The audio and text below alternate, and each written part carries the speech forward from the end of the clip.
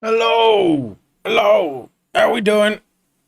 Happy Friday. Before we start, let me know if that fan in the background, what is it down there, is annoying. It's absolutely scorching in here. It's not showing on the mic, but if that noise is something you can hear audibly and it's annoying, let me know and I'll turn it off and I'll just sit here and profusely sweat. Oof, what's going on with this hair? Oh, it's Friday. It's flipping Friday. Yes. How's everyone doing? Have you had a good week? Oh, hey, Safie. I'm all right. Yeah, I'm all right. It's been a busy, tough week. I'm glad it is the weekend. I'm looking forward to a bit of downtime, if I'm honest. Just a bit of chill time. A little bit of chill time. In fact, this is going to be some downtime, to be honest. Ooh, chat disconnected. Oh dear. Is everyone still there? Yeah, these streams are always really kind of just I can just relax and have a laugh, have a giggle. Is the internet all right?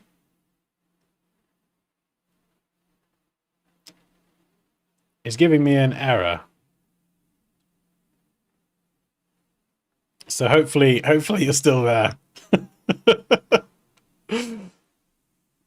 Our internet's been a little bit spotty today, so it's kind of getting on my nerves. Hey Raz, Tales with Serena. Hello.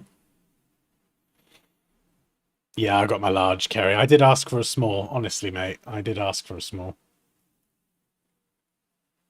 Oh, I just put my other glasses on as well. Do do do. Hey, Leonard J. It's been a while. How you doing? Right, we're gonna do some. We're gonna start with your red shoe, Kerry. Hey, Kaya. Good to see you. If you've got any work, by the way, that you would like me to review live, there is a link to the Discord in the stream description. Sign up to the Discord. Hey, Polly. And there's a channel called Design Review Submissions. Post your work there, and I'll get through as many as I can today. I've got a few already, but if you're quick, I might be able to sneak a few more in. What kind of drink in your large cup?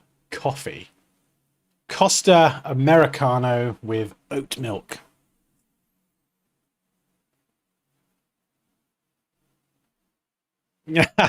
Oh yeah, I know. Hey, sorry. Hey, sorry. Hey, Safety. Yeah, sorry. These streams sometimes are a little bit last minute. It's sometimes when work's just life and things are really busy. I try and sneak them in where I can. So I try to, if I know I'm going to be doing one, I try and give a heads up. But sometimes I don't, and I think, oh yeah, I've got some time now.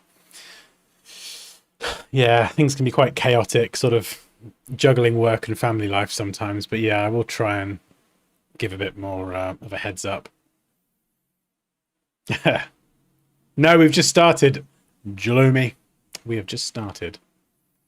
What was I going to do? I was going to do something. I need some music first of all. Well, no one's complaining about the fan in the background, so I'm assuming that the audio is okay. Which is good because it's keeping me nice and cool. Right. There we go. Always coffee indeed. Hey, Nick! How you doing? Right. First up. Okay, we've got Abdul. So we've got some designs here for a business card.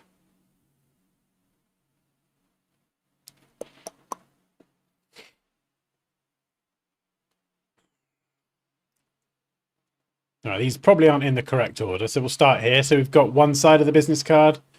So a couple of different colorways. I mean, I really do like this. Yeah, chunk node. So here is the full business card. Let's get my head out of the way. Mark Brandon at chunknode.com. Yeah, I like it. I like it. It's clean, it's simple.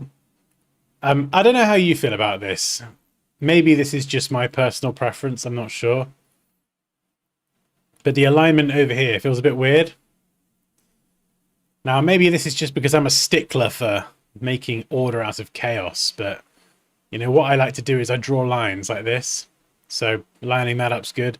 Developer just feels kind of like it's floating and not really aligned to anything. And at least in my brain, like you could align that to the left here and it wouldn't really change the design. The design would still look creatively the same, but you're just tightening it up a little bit. And the space as well. We've got lots of nice spacing here, but this feels really tight. So, yeah, I don't know. Would you align this over here? Or do you agree with me that it should be left aligned? What are you thinking?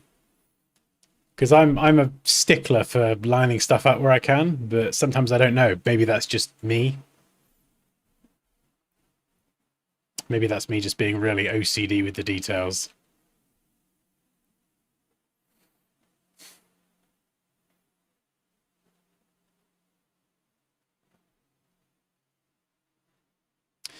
Yeah. Same with the dividing line. I mean, it's not really much of an issue. But for me, I'd probably just move it.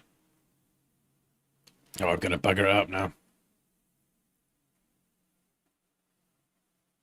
So if it was me, I would just have it match the height of the text. Try and do this straight. Yeah. Do you know what I mean? Creatively, we're not really changing anything. It's just the side left and right is balanced. And then it actually lines up with the height of the text. So there's your before, which to me just feels a bit random. And then there is your after. It just helps everything feel a bit more clean and tidy. Do you know what I mean? Yeah, I mean, even if you did that, Nick, even if you aligned it with the surname, yeah, it would be aligning to something. Whereas at the minute, you know, if we look here, it's not even central under the surname. It's not aligned to anything.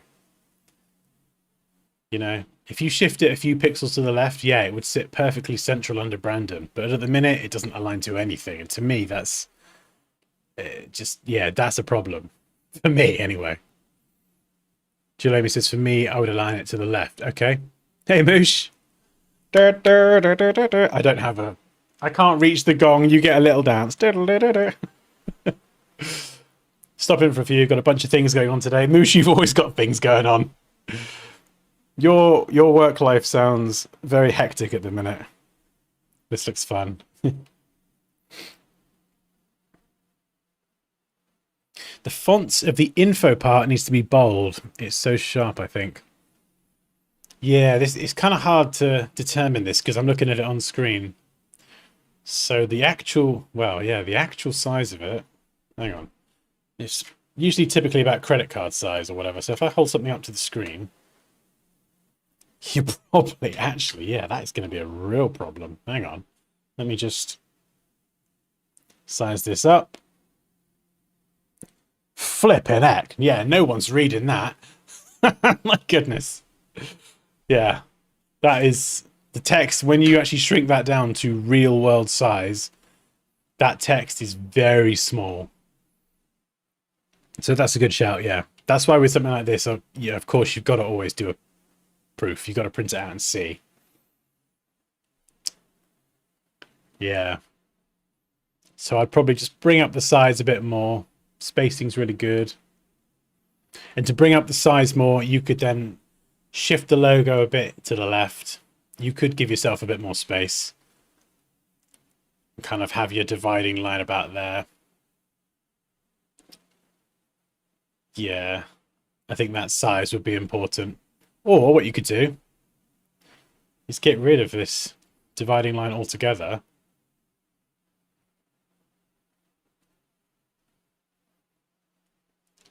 Line everything up to the left. Sorry, I'm going to try and botch this together now. If you line everything up to the left like this, you automatically create a lot more structure. So you've automatically kind of created like an invisible line just by lining everything up to that left edge. So you don't really even need the divider anymore. You sort of have like a subtle kind of line, if you like. Does that make sense? So you could just push that over to the left, get rid of the divider altogether. I don't know. You just got to think of ways to try and get the get a bit more size out of it sometimes. I think we've got some mock-ups here as well. Yeah, I love this. This is Mark after he's rather excitedly thrown all of his new business cards all over the floor. Hey, I got my cards printed, just scattered them everywhere. Poppy, is that you? Oh. It's a child. You lost, kid?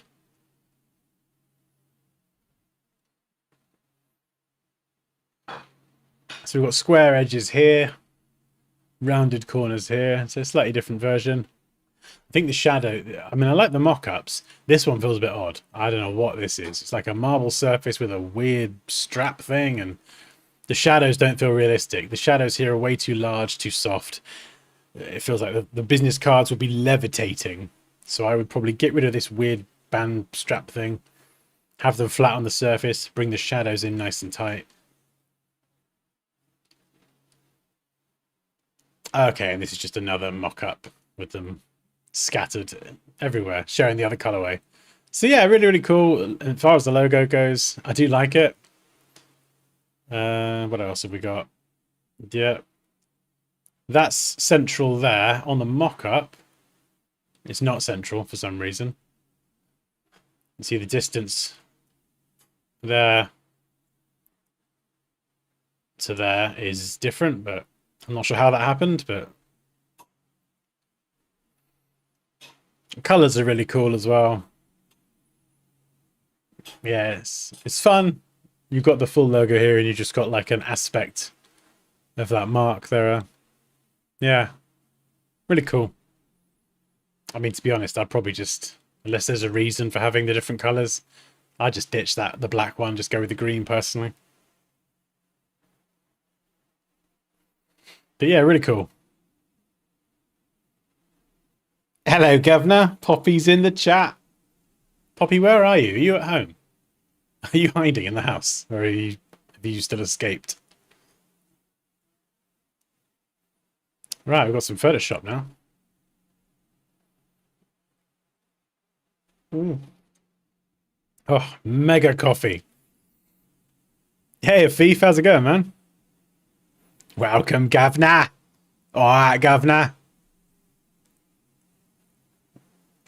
Hello, my fellow pumpkin seeds. Poppy's lurking. Yeah, she is. It's because I got the kids. She's swanned off for the day. Right, this is by Graphic Idea. Poppy's hiding. She's hiding, not very well. Hiding everywhere. Yeah, she could be behind. Oh, she could sneak up behind me and scare me. That'd be embarrassing.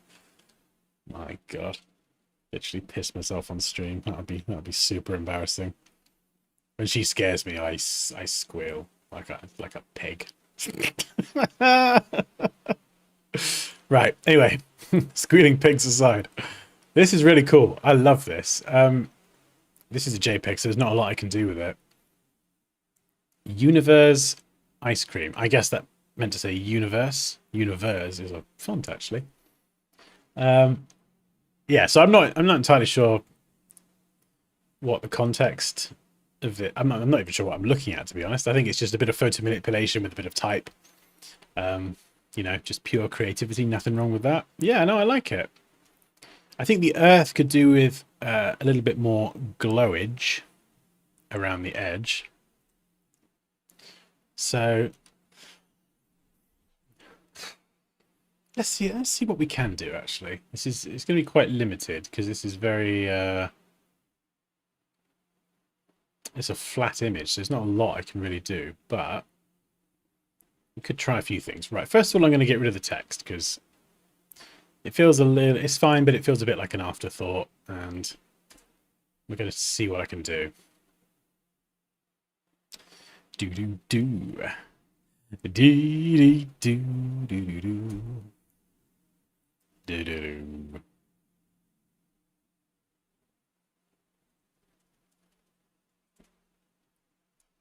Let's get some in flames on. Oh yeah.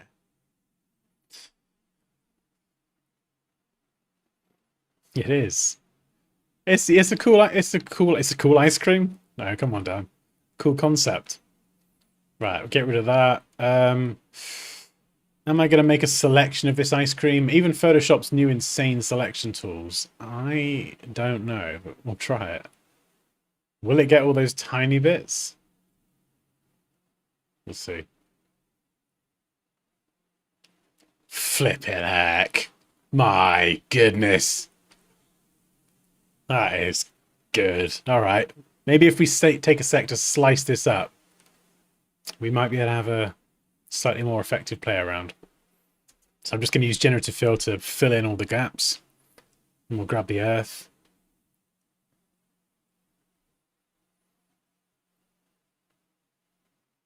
Are you behind on the stream, Kerry? Come on, son. Hey, Schofield. Oh, I mean, I'd love to say I've got an After Effects course. I do plan on doing one, but I haven't got one yet.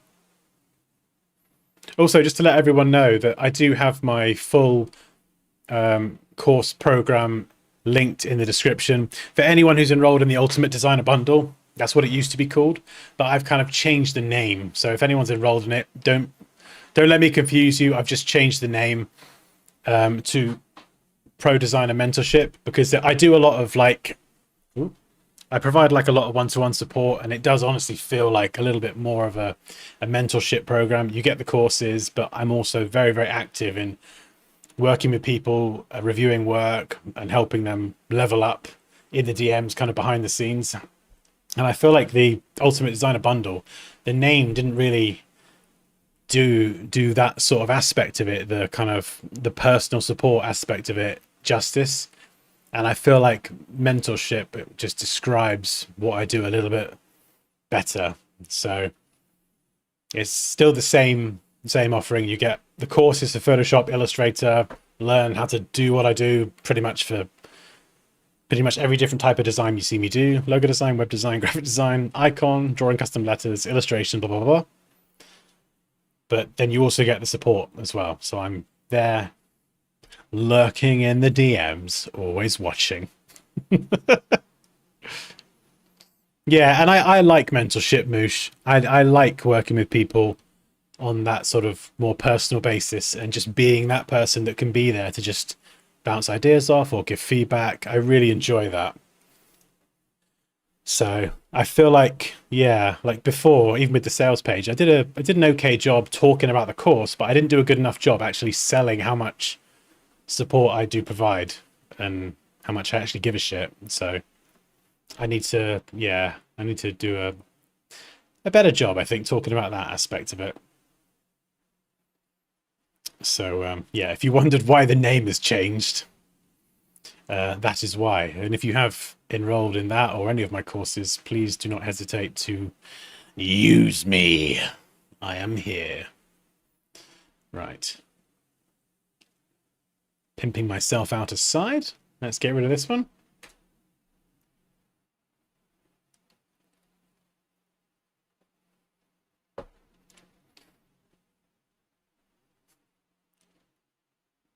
Who's got a broom? What are you on about? What are you talking about, Kerry? Okay, right, let's see what we can do.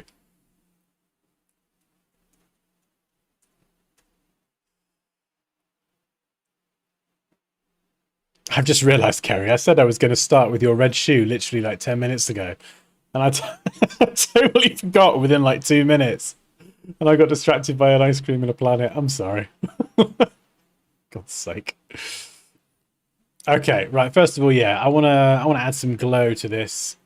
So there's a technique that I teach in the Photoshop masterclass. I've got to remember which course it is, and I've got to remember it as well.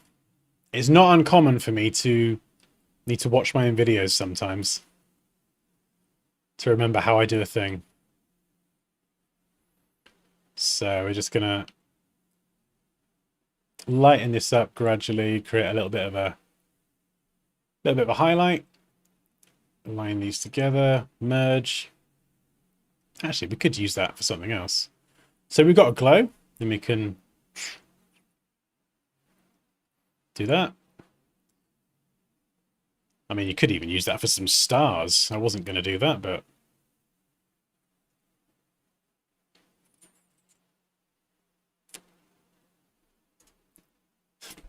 could be a thing. Anyway, that wasn't what I was going to do, so come on, Dan. Stop getting distracted, you lemon. And then we're going to go to transform, warp. We're going to arc it. And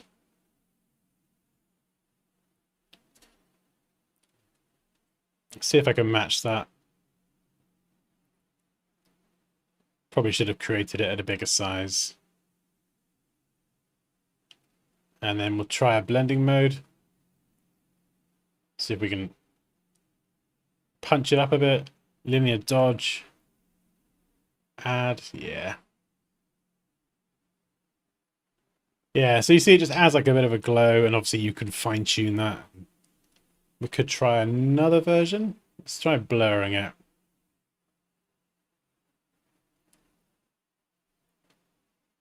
Yeah, there we go. So we got it just glow coming off the planet. Maybe not on the inside, we just want it on the outside. So we'll brush this away. There we go. So we've just kind of added a bit of a glow to this. Could even move it in a bit. And maybe mask this bit away here. Yeah, there we go. Just soften that edge.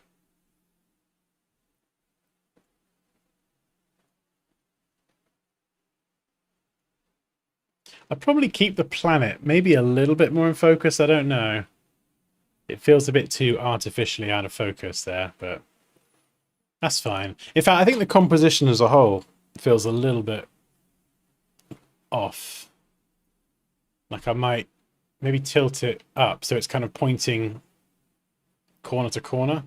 Scale it up to make it a bit more of a focal point and just have it overlapping the Earth as if it's actually coming out of the Earth. So we've gone from that to that. It just makes it more of a central thing. Like if this was going to be like an album cover, do you know what I mean? It would be sort of structurally a bit more of a focal point. Hey Kev, how's it going?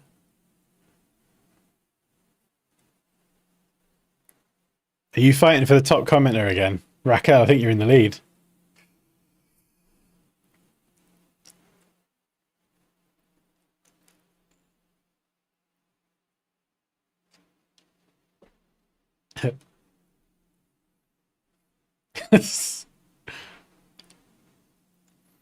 I did not forget to mention the hold button. Were the 5 ways I suggested to add clipping masks not enough for you, Kerry? 5 different ways.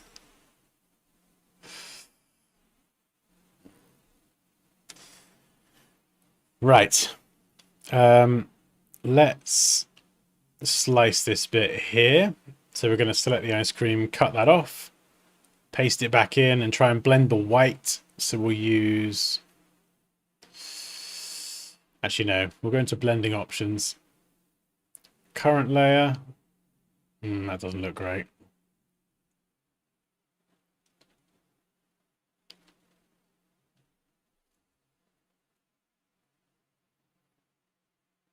Let's try something else. So we'll try a multiply underneath.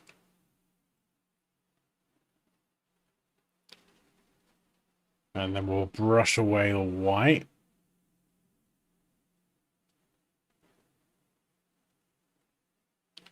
Just getting rid of those white bits. Yeah, this is a bit feathered there. This whole thing would need a bit more fieriness to it. We could... have I got any fire brushes? I must have. You kind of want like a flaming trail of smoke, though, not like a normal flame. That could work, maybe. Let's give it a go. So we'll stamp in some yellow fire. Now, obviously, that looks questionably terrible. We'll make it orange. And I forget the blending modes that I use for this. It's a very specific technique that I usually forget.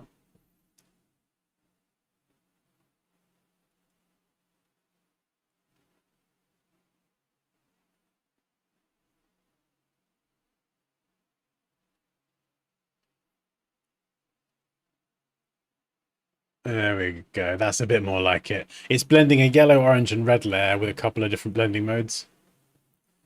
And it creates more realistic looking fire. That'll do for now.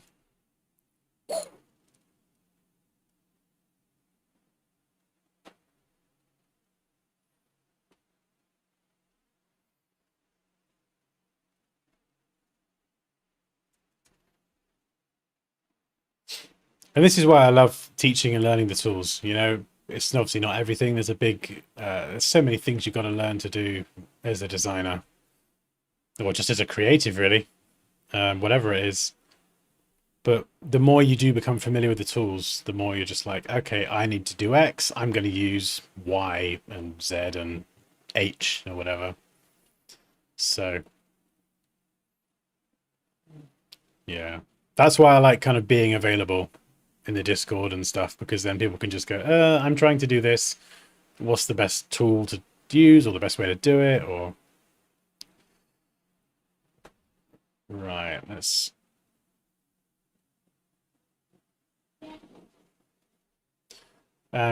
maybe some sparks. I've got sparks. I might have sparks. Like flaming trails of something. Hi. Oh, yeah, she's there. Hello. It's got the fan on.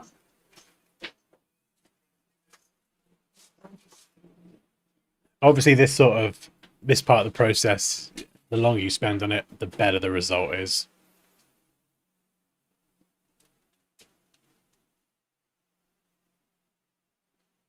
Hello.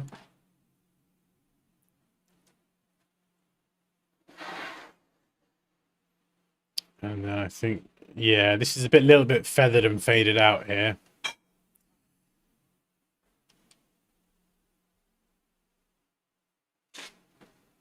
In the body of the ice cream, we're going to add a clipping mask by holding Alt or Option and clicking.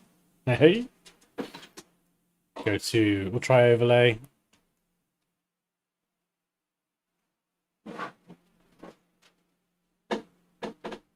We're just going to brush in some warmth there, where this flame is kind of casting the fiery effectiveness onto the cone. That was flipping awful English. I do apologize. I can't speak sometimes.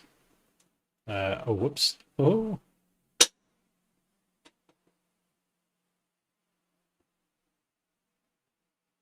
Yeah, there you go. There you go. And then I wonder if we could blend that. Let's move it up. Could we blend that? Let's give it a go. Now, using a soft brush, you're going to get a bit of a feathered, fluffy edge, so we kind of want something rough. We need a rough brush. Rough.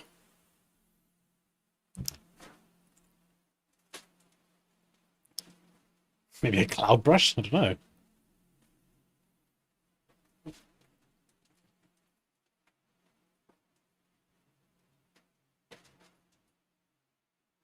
Yeah, that would need fine tuning, but that could work for now. What I'd probably do as well is I'd go on Envato, because I know they've got literally like a trailing meteor with the smoke as well.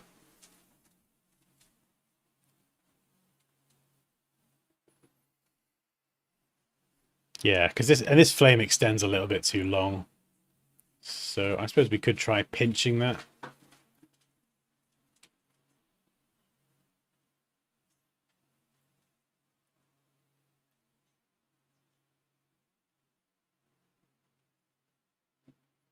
Can we widen the top? Might be able to actually. Yeah, there we go. Yeah, we could screw around with that forever.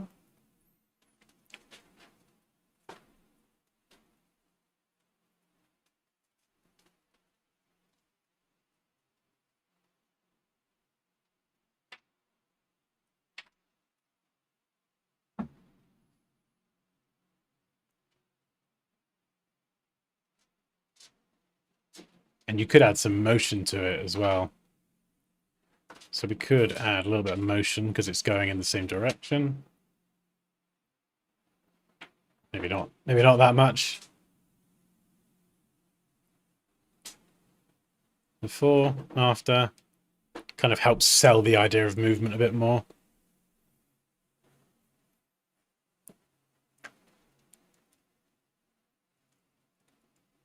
And then on the planet, we could do some blue.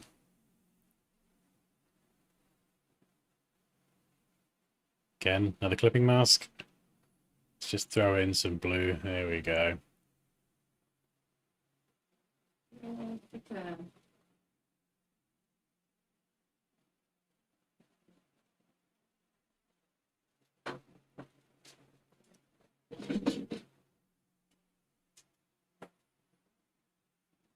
Oh, I don't know, actually. I think that looks a bit rubbish. Maybe we'll keep it a bit lower.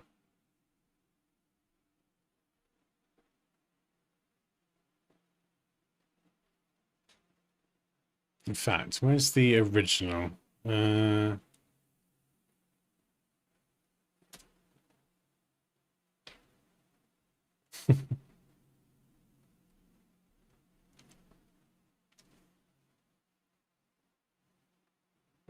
Is Dan getting skinnier? I flippin' love you, Raquel. 10 points to Gryffindor. I wish. But yeah, sure. We'll go with yeah. Why not?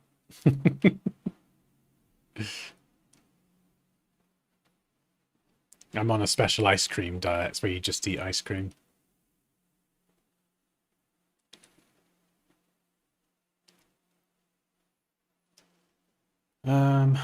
Right. Where is the original? Just kind of got something to compare to. So yeah, that's got like a better fire effect. So I'd probably try and source something a bit better than a flame. Maybe combine that flame with the real flame, or several different flames. Maybe have some flame coming off these bits here because it's kind of leaving the atmosphere, something like that. I feel like the background, I feel like it needs something. Let's just try a color lookup, because these are color profiles and these can sometimes do pretty cool and unexpected things.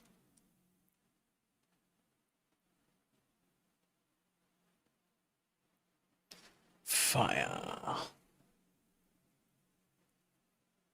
Or let's try color balance. Maybe introduce some blue into the shadows. That's the darker parts of the universe.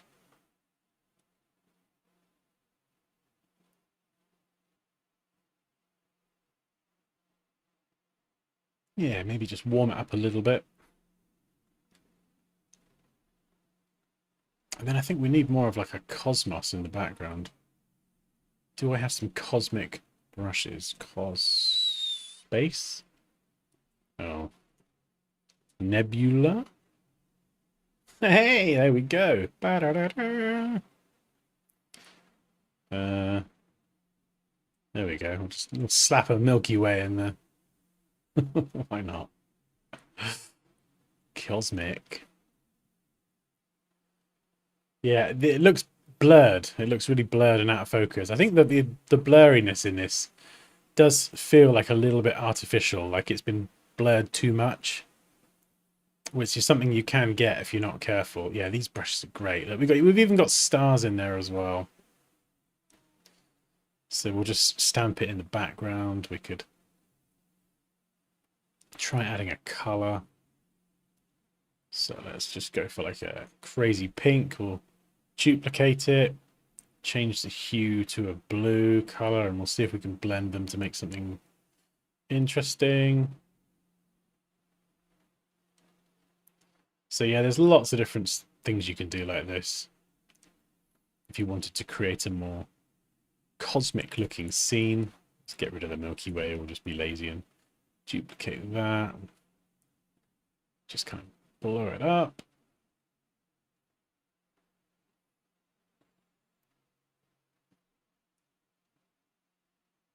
And Let's just drop the opacity on that top one, make that more pink. I mean, there's loads of things you can do here. Building out, I would probably grab like a reference image of a cosmic scene or something, and then use that to try and create your own cosmos. And then the icing on the cake is obviously going to be a camera raw.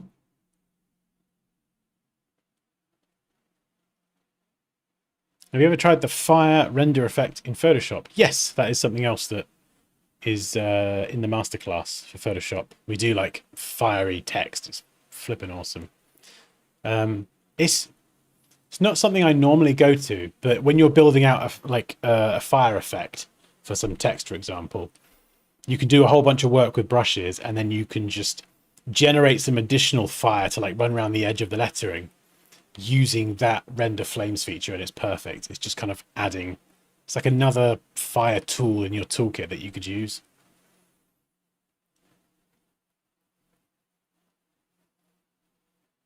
So yeah, I mean, what can we do with this? What can we do? Color mixing.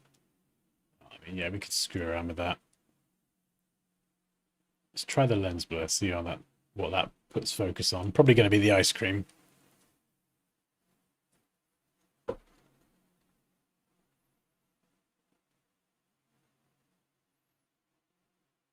Blur it up.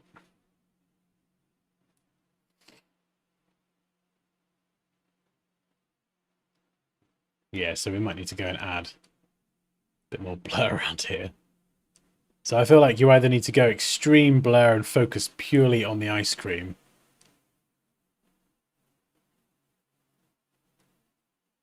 or have the whole thing in a bit more in focus.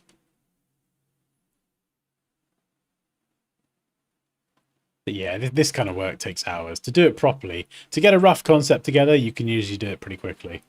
But then it's just, this is what we were talking about the other day, Raquel. It's just layering after layering, polish after polish, and just like doing one pass, second pass, have a sleep, do a third pass. And it keeps getting better. So that's where we started, and then that's just with a quick bit of retouching. And if I were doing this properly, I would spend hours refining everything that I've just added. Yes, if you want to join the Discord and submit your work, there is a link to the Discord in the stream description.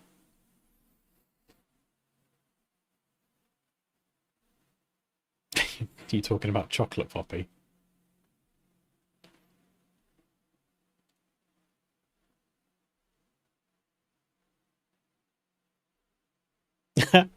Yeah, it's the layering can get pretty crazy, but I think if you like name everything well, which when I looked at your file, I think I was able to pick your file up and make sense of it pretty quickly. So that's usually a good mark of, you know, well organized file, because I was able to pick it up and in a few minutes, you know, be off and away. Right, we're going to get to the red shoe. Kerry, you are the chosen one. Kerry's red shoe. Bah, bah, bah. Now, this red shoe has a history. It's been cut out, deleted, cut out, deleted, cut out, deleted, cut out, deleted, lost, found, deleted, cut out, burned, abandoned, recovered and rescued. And it's here. It's finally here. A round of applause for Kerry. This is from Photoshop First Class. I mean, flipping out, Kerry, you got the masterclass to get through yet. I don't think I can take you. If you work on some of the projects in the masterclass and you lose the files, I think I will have a fit or something. I think I will have a psychological collapse. So I'm glad you've turned your autosave on now.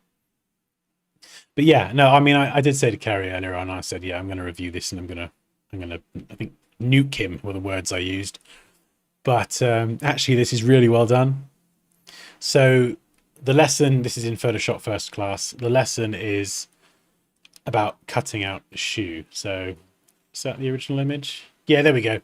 So it's this red shoe on a background. And what we can do is we can actually cut out the product, and rather than redraw the shadow, you can do that, but rather than redraw it, we're going to at least start with the existing shadow.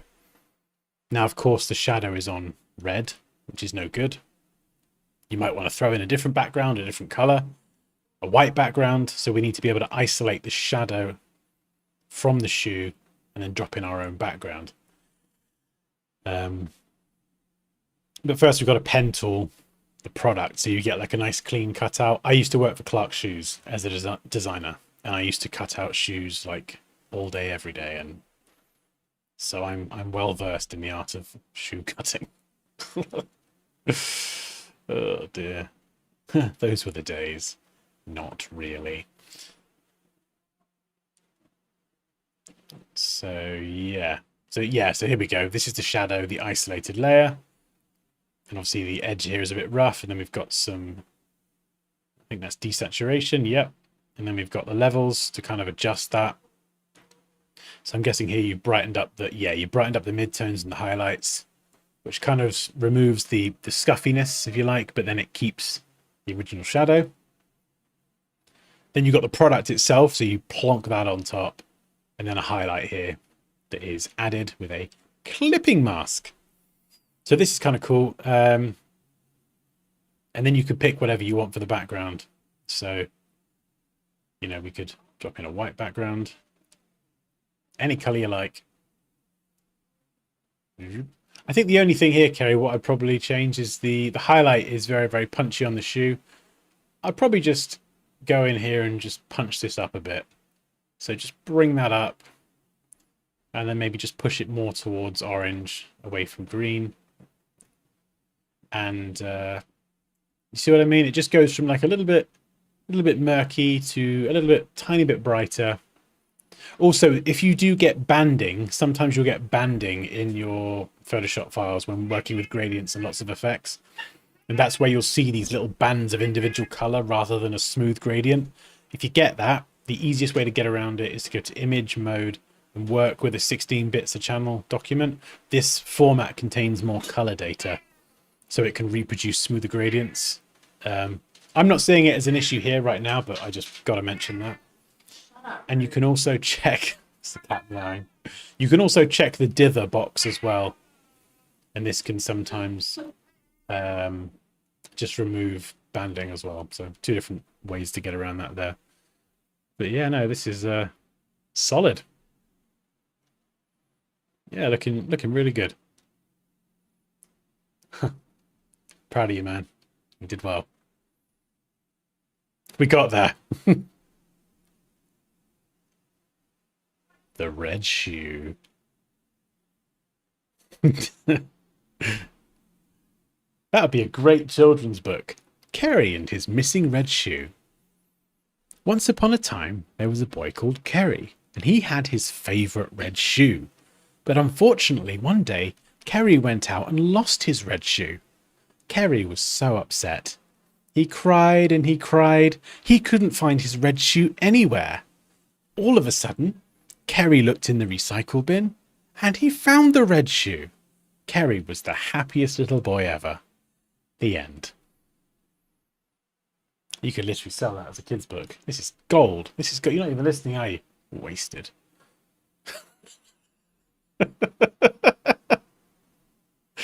Press the Alt button. Oh.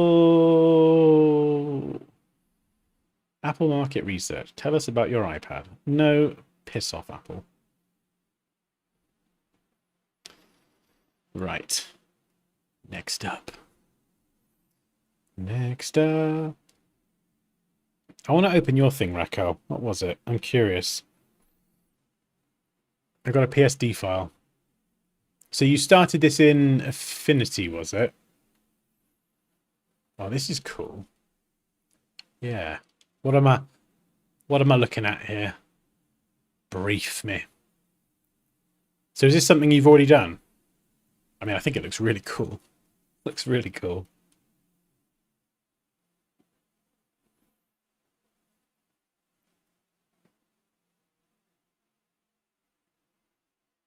So you started it in Affinity. and you've brought it into Photoshop. I think the perspective and the horizon line looks really good. Sometimes matching up two different images, it can look a bit odd. But I think that looks about right. Maybe it could come a tiny bit lower. I'm not sure. If you needed to, you could squish it down a bit and distort it to bring the. But no, I don't think so, because the angle of this flooring here does seem sort of relatively wide. Yeah, did it in Affinity. Your voice is great material for storytelling. Oh, thank you, Safi. We should do cheese segment today. I think you miss your job as a voice actor. I do love I was going to say doing voices then, but being an idiot is more apt.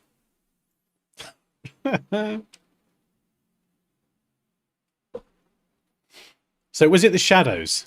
Should I do this in Photoshop? You wanted to look at the shadows. See, the shadows here are quite, you can see some of them, I think. They're quite subtle, and they sort of get a little bit lost around here. It's kind of hard to do though, because it's not a layered file. So I'm not entirely sure what you want me to do with this, my darling.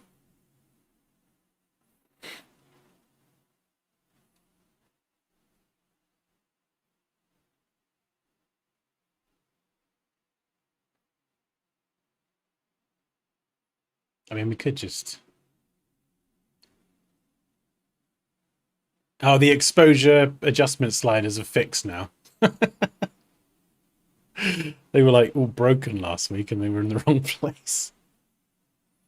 You have the two original images. Do I? Oh, wait, here. Oh, I see what you mean. I mean, this looks great. I think it's just a shadow. You can see it here. Kind of almost makes it look like... What does it make it look like? Kind of like dough. It makes it look like dough. And it's like a... Yeah, so I would just try and do the shadow. I'll try and do this with a mouse. Just bring it nice and small. I'll do a soft feather brush. Now this would be 1,000 times easier if this was on two separate layers, but it's not. So I'm just going to try and run around the edge. That's obviously way too much. So some parts it'd be a little bit more pronounced. Other parts less so. Yeah. And then obviously it's a bit feathered there as well. Probably a bit too much. Yeah, I don't think you'd need to sort of start adding shadows like that, because then it will look like it's floating and it will scuff up the perspective a bit. Maybe a little bit more around there.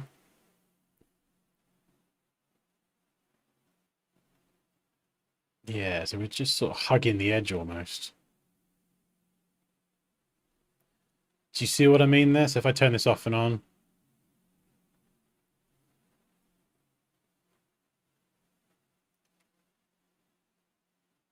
I think something like that. If this wave is kind of turning up a little bit. I don't think you need much of it. And then you've got this as an adjustment layer, so you can dial up or down the intensity of how dark that shadow is.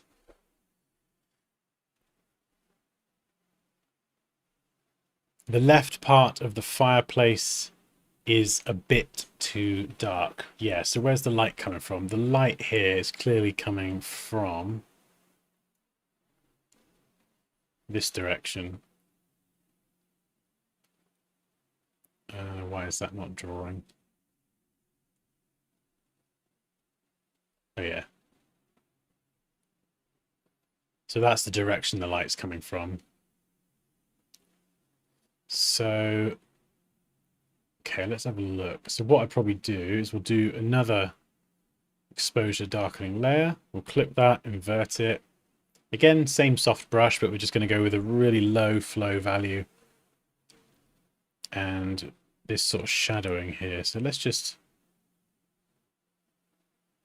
Okay, so it's a doorway here. It's going to be casting some sort of shadow. I mean, sometimes you don't really know until you start brushing in. That looks a bit crap, a bit murky. If you get it looking a bit murky like that, it can be because you pull the exposure too much. So instead, I would just dip that a little bit and then push the gamma a bit harder. That's a mistake that I've made a lot and I still do make sometimes. So exposure sometimes is the right way to go, but it can make it very murky. If it does, rely on that less and then push that gamma correction harder, because that won't make it murky. It'll just make it like really high contrast. And then we wouldn't really have too much shadowing here because the waves are higher, so they're catching the light. Just trying to sort of... Got quite a hard edge on that shadow as well.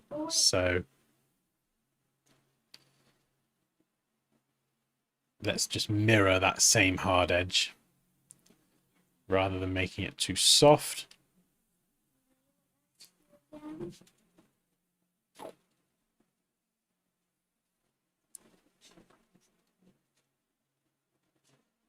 So once you've got that in position, then again, just you can go and fine tune it, dial it back a little bit. So there would be a shadow, but it's outdoors here, so it's going to be still quite bright because it's outdoors, so it's not like a really harsh shadow.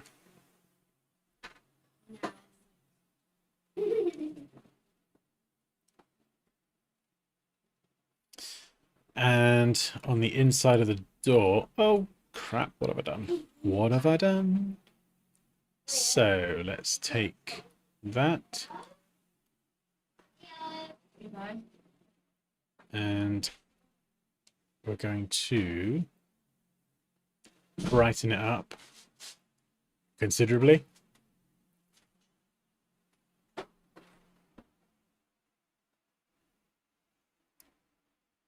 Right, let's add a mask, invert it, and we'll make a selection there. So we need to kind of have the light spilling from the outside through. So we're just going to start with a flow value of 20%. No, we're not. That's way too low.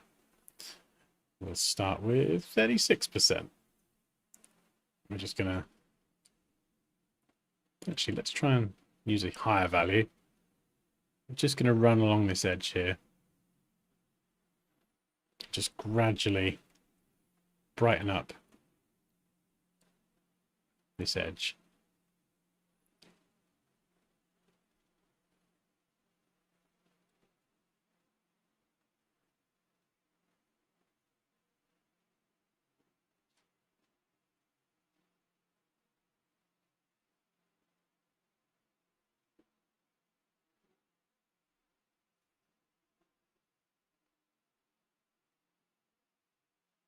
And then maybe just go in and punch it up a little bit more.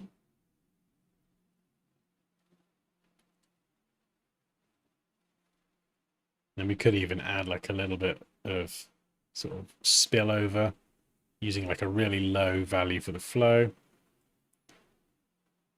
Just something like that.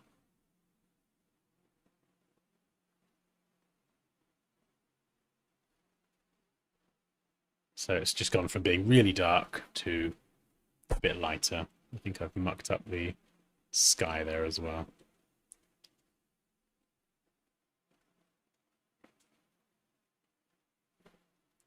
And we could even go and add a little bit of shadowing down here as well, around by the edge.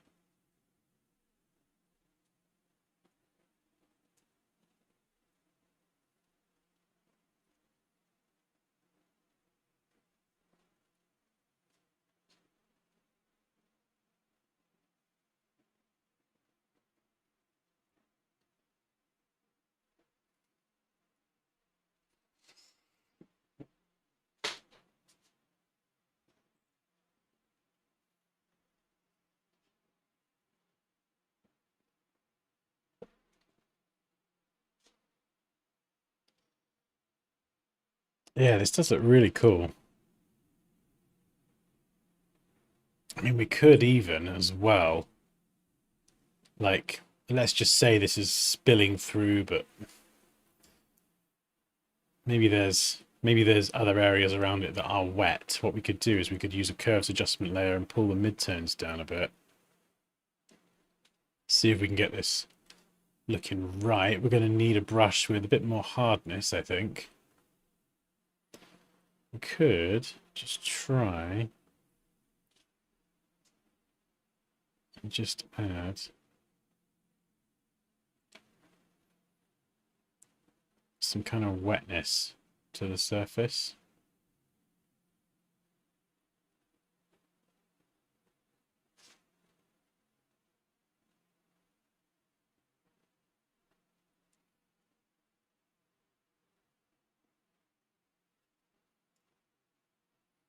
And then we're going to feather the edge so it's a little bit softer. And then maybe just see if we can blend it through.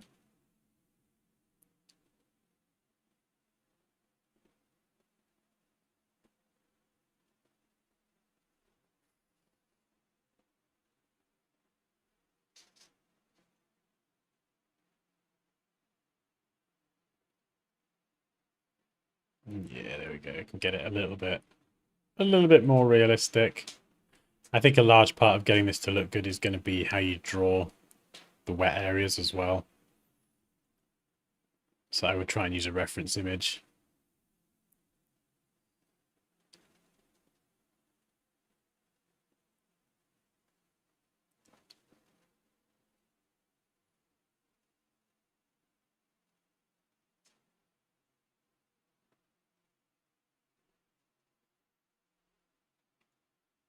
Yeah, it looks a bit more like a shadow. I think I've drawn that a bit shoddily.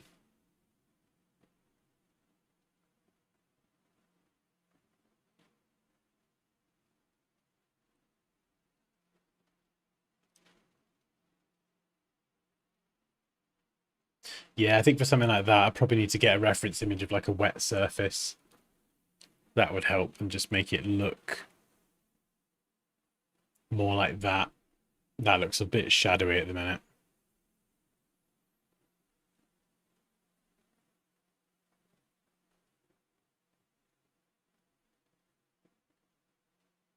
I'd add a light trapezoid on the floor coming from the light outside. Ooh, what is it?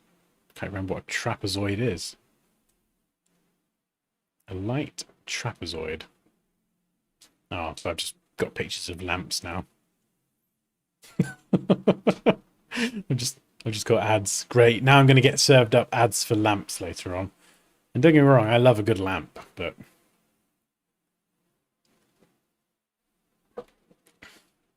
some clouds would be good, yeah.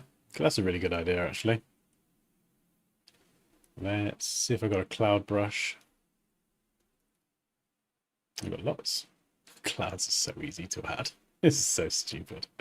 Boop. There we go. Clouds. A couple times you got more pronounced clouds. Yeah, brushes are amazing. It's just very lazily just get rid of them there so they're not overflowing. It's the rest of the design. There we go. Very lazily done, Dan. Well done.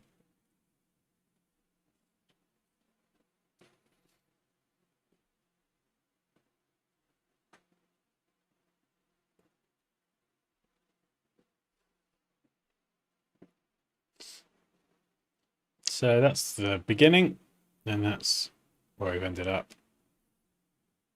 But this is the right sort of thought process, just looking for little things like this. You know, even something like this, you're thinking, okay, well, the light's coming there, and then that would be lit up by this, and oh yeah, clouds are missing. You know, if I'm adding that, what shadow would that be casting on a thing? That's exactly how you want to think about it. Yeah, I mean, you could, yeah, Tony, you could have the clouds coming on the inside as well if you wanted something a bit more impossibly surreal.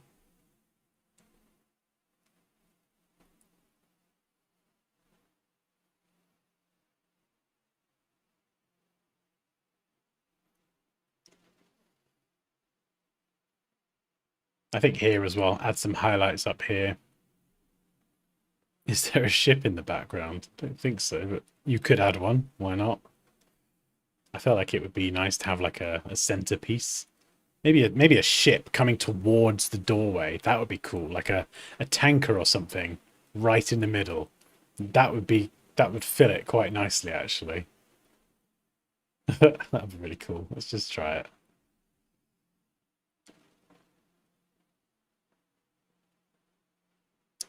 Make a new layer.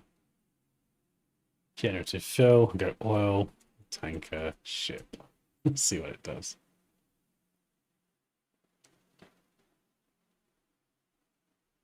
Oh, you're welcome, Raquel.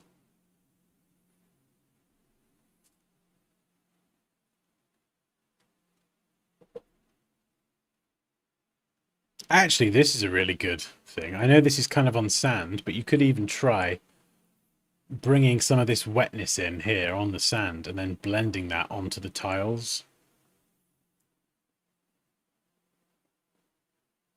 I think the way you've cut this out is brilliant, actually. I think you, in terms of image selection, that's probably one of the most important things is pairing good images together. And you've picked two really good images here.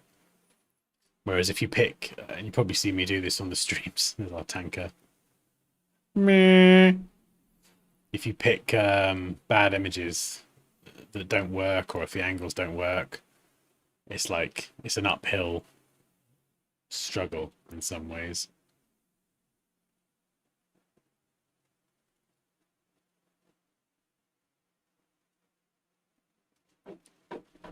Let's see if we can just cheat this here a little bit and very lazily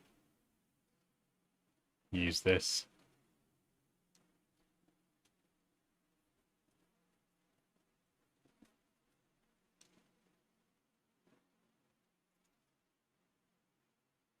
No, I don't think it's going to work.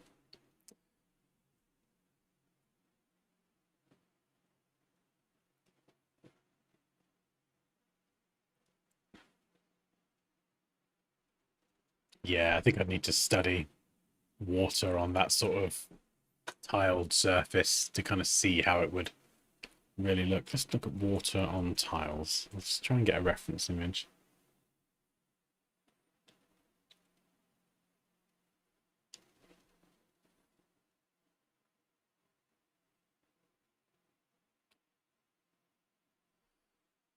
Yeah, so something like this. Okay, so I think to sell this, we'd really need to reflect. I got an idea. Let's try something. I'll get rid of the tanker. It's just me being an idiot. Let's try something. So we're going to flip this upside down. We'll squish it down.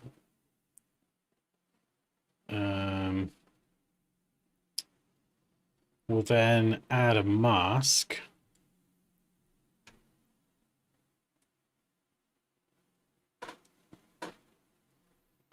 And then we'll add this reflected area in there. I'm just going to try and do this real quick. There we go.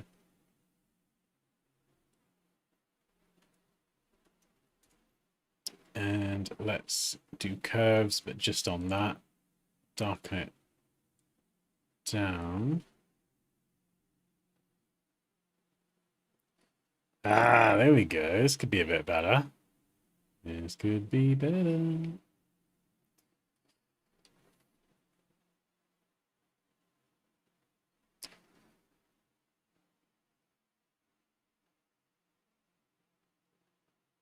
And let's try rid of this.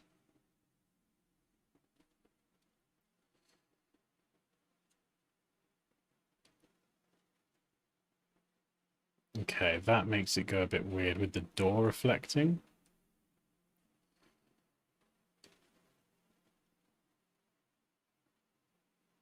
Because it wouldn't really do that. So we might have to try. Sometimes this is just what you have to do. You've just got to trial and error and see what works. Or you could follow a tutorial for a very specific thing.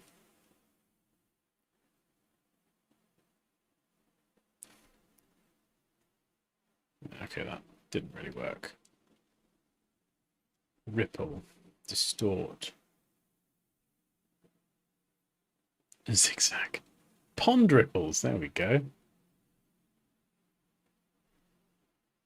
Well, that could work with a bit of playing around.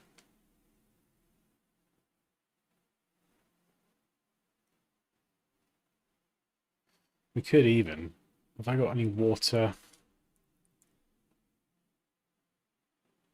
You probably want like a water droplets brush or something. Ooh, I've got some water brushes here. I don't know if this is going to do the job or not. Don't think so, but nah, it's a bit too fluffy.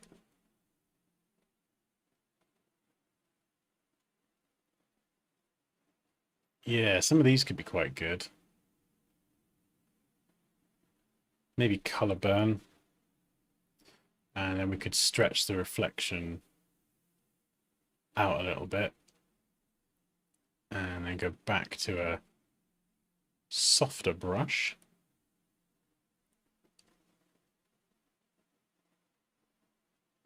That's definitely better than where it was earlier. That is much better.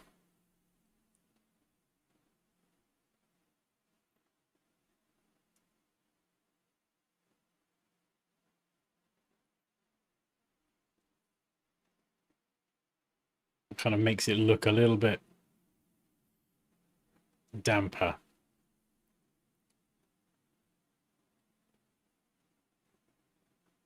And you sort of get some of the reflection in there as well.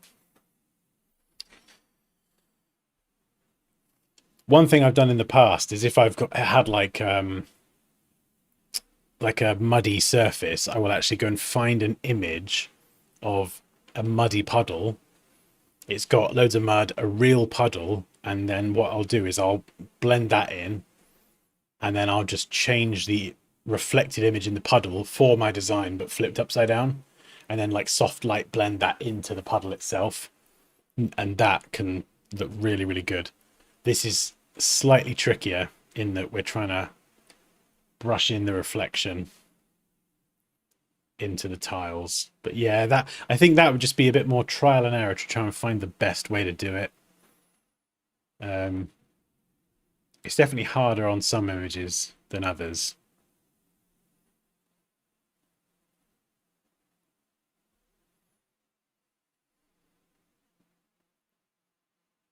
Hey Elaine, how you doing? I feel like I've not seen you for ages. Elaine!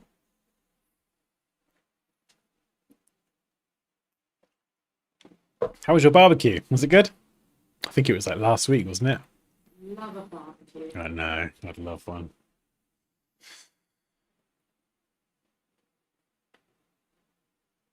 Oh, I mean, this is what I would do, to be honest, Raquel. I think put the water in the fireplace, the ocean. But it's just the details. Like I like the idea, it's just the details and refining it.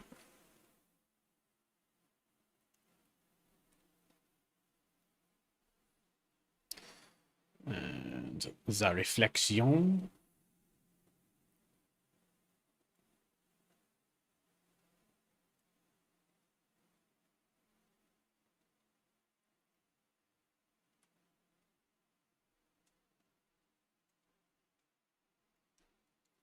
Oh, that does look kind of cool. And in fact, actually, I'm noticing more things now. If we've got light coming in here and it's very bright, we probably would get a good amount of shadowing around the edge. So let's add that in as well.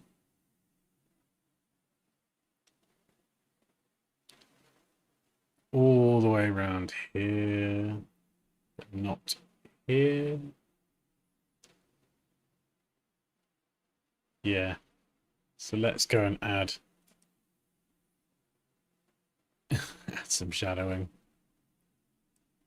This is obviously a bit too heavy-handed. Brush some away.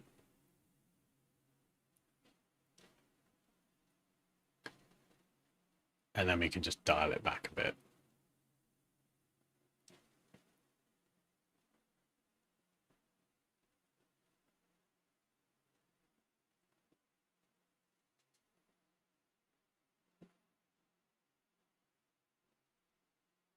We could even go and add some harder shadow lines there.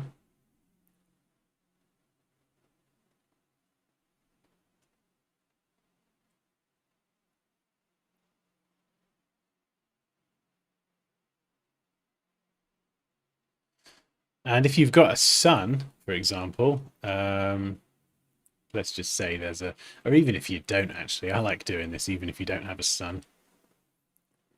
You can grab a soft brush and just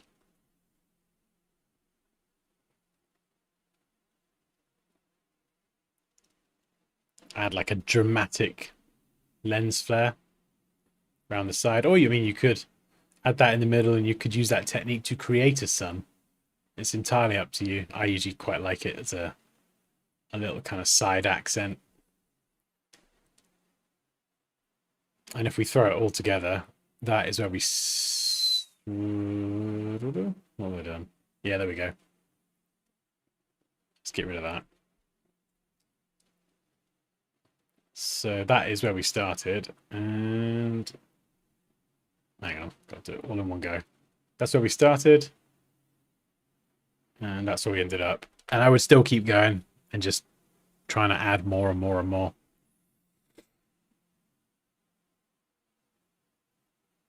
Oh, have you been suffering with the heat, Elaine? Me too. Like it's just horrific, isn't it?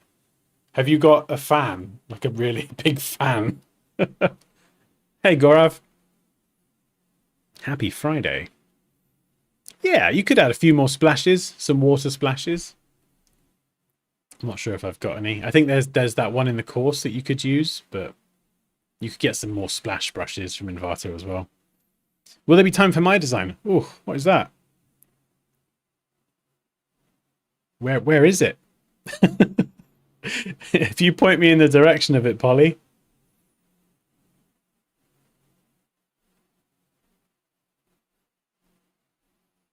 Exactly, yeah. And this is the thing, Raquel, you won't see these things. Like, how long did it take me to realize that, oh yeah, the light from back there would be blasting through and darkening, almost silhouetting the kitchen. You could go very extreme with it if you wanted to make it almost silhouetted and have this like a really dark room.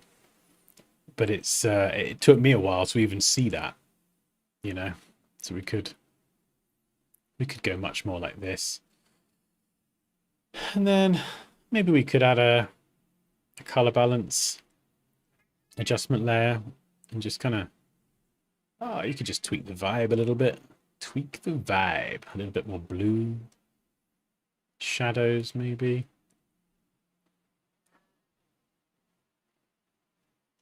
That did approximately nothing.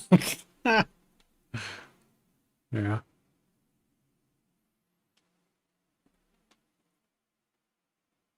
Four fans. Oh my goodness.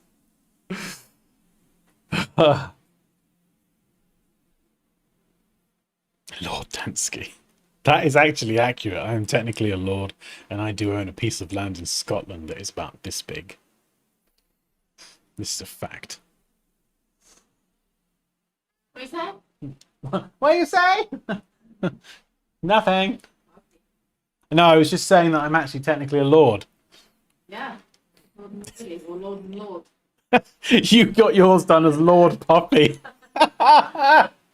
Lord Dan and Lord Poppy. They changed it for me though. Did you have to pay extra, or were they like, oh, this silly cow? Yeah. Oh yes, I mean, yeah. If you're working on anything Photoshop related, Elaine, and you want to fire it over to me and get my feedback or whatever, I'm always more than happy to help. I can't find it, Polly. What? Is it Paulina as well? Let me just check. Where is it? Where is it? Where is it? I can't... Oh, sorry. I didn't refresh the thing. Oh. Oh. Ooh. We're going to open that up. Ha! Cool. Let's open that up. We can read the book summary as well. VoiceOver Dan activated. Okay, so yeah, hopefully that was helpful. Oh, we've done a bit more Photoshop today.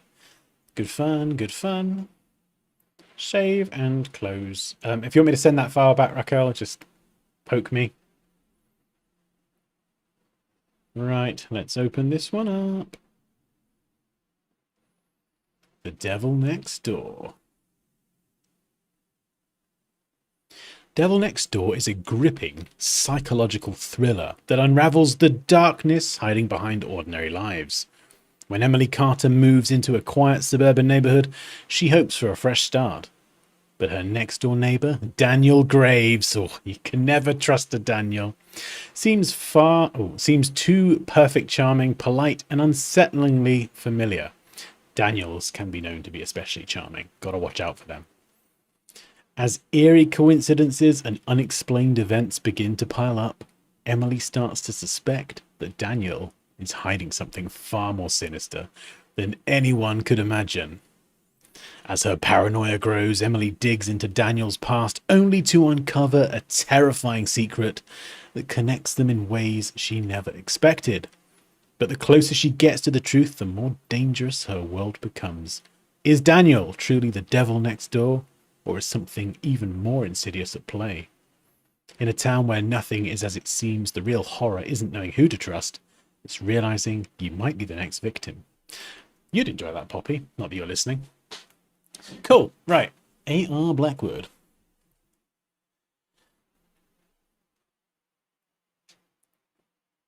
I mean, yeah, I like it. I thought it was short to say. That's really cool. There's only one thing I don't like, and that's the drop shadow on the text. But apart from that, I think it looks really cool. You've got the sleepy little quaint village, and then you've got the sinister man kind of almost double exposured in the sky, looming over the village. Text is central. Font, yeah, I mean, you could try a different font.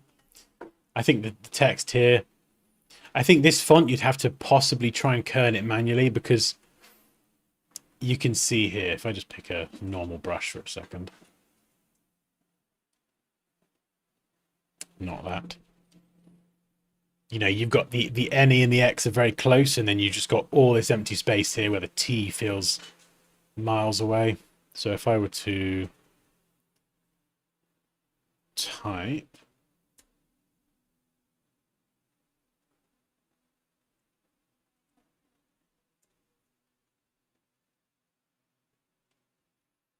yeah, so I think you've possibly kerned it a bit strangely. Let me just, yeah, so it looks like you might have manually kerned it, I think, and the space between the X and the T feels a bit off. But because of the nature of this font, you might want to kern each letter manually anyway. Like the E and the X here are very, very close, whereas these D-O-O-R letters, they feel very spaced out. So I feel like you'd have to kern that a little bit on a more individual basis. Devil.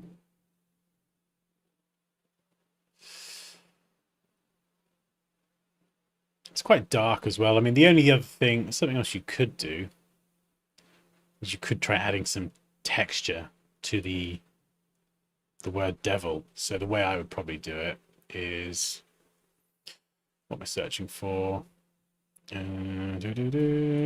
Display.psd.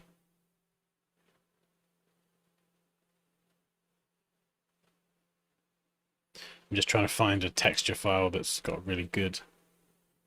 There it is. Stop moving. I found you. The file's moving around. That's the one I want. Let me just Dropbox that.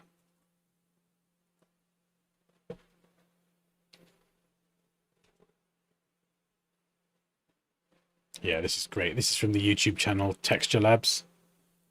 And it's a fantastic texture to use as a displacement map. So what you could do is you could select the devil text, convert it to a smart object. You've got all this like scrappy, bloody, horror-like detail around the edge anyway.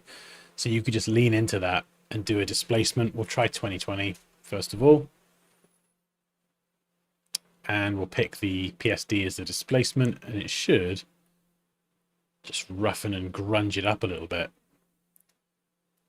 Do you know what I mean? So it's kind of taking all of that bloody, scratchy grittiness and just leaning into that. So there's the font. And then you're just kind of doing that even more. And you could do that with this text as well, or you could not. And yeah, I think something like that. You could probably bring them relatively close together.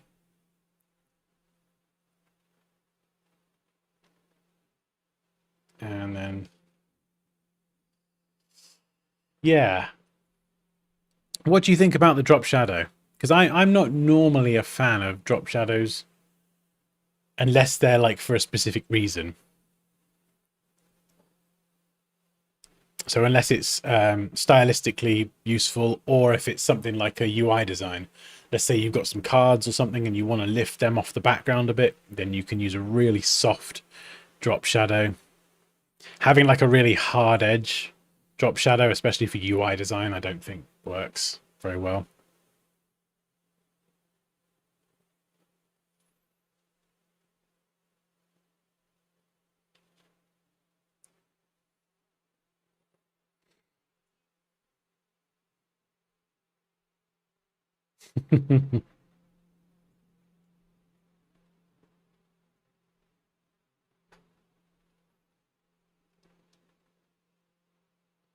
Some darker red spots on the text. Yeah, you could even go and add some texture to the text. You could really kind of just work on that.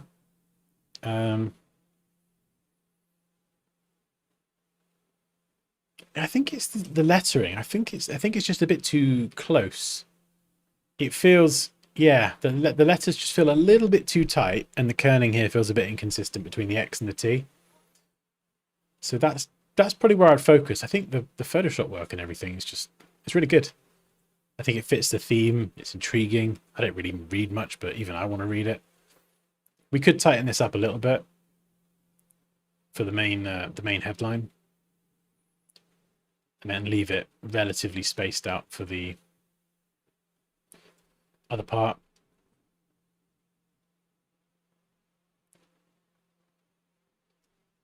I mean, obviously this is changing the name of the book, but I'm just, design-wise, I just want to sort of show you how it could look. You could have The Devil Next Door. That's kind of what I wanted to say at the beginning. And you could offset it like this, so you could kind of have it, you know, the to the left and next door to the right, or you could keep the whole thing central. Obviously that is changing the name of the book though, so but it kind of just sandwiches the word devil between it all. So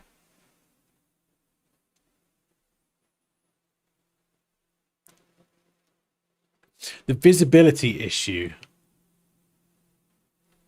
yeah, I see. Yeah, I see what you mean. Let me just see if I can, because it's not a PSD, is it? Let me just see if I can remove this without destroying the image. Just give it a go.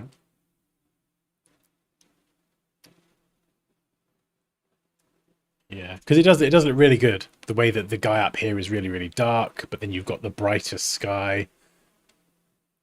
Yeah, I do like I like the blend. It's really well done.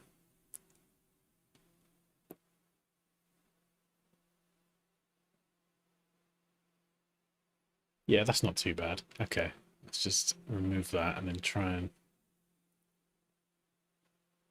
Yeah. Oh, so I think I just brightened it. I just brightened the word devil a little bit. I know I'm obviously designing in RGB, so let's switch to CMYK. Bugger off.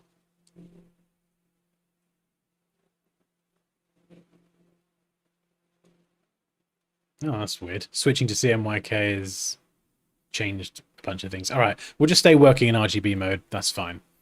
But we will pick a color that can be reproduced in CMYK. So if we were to go...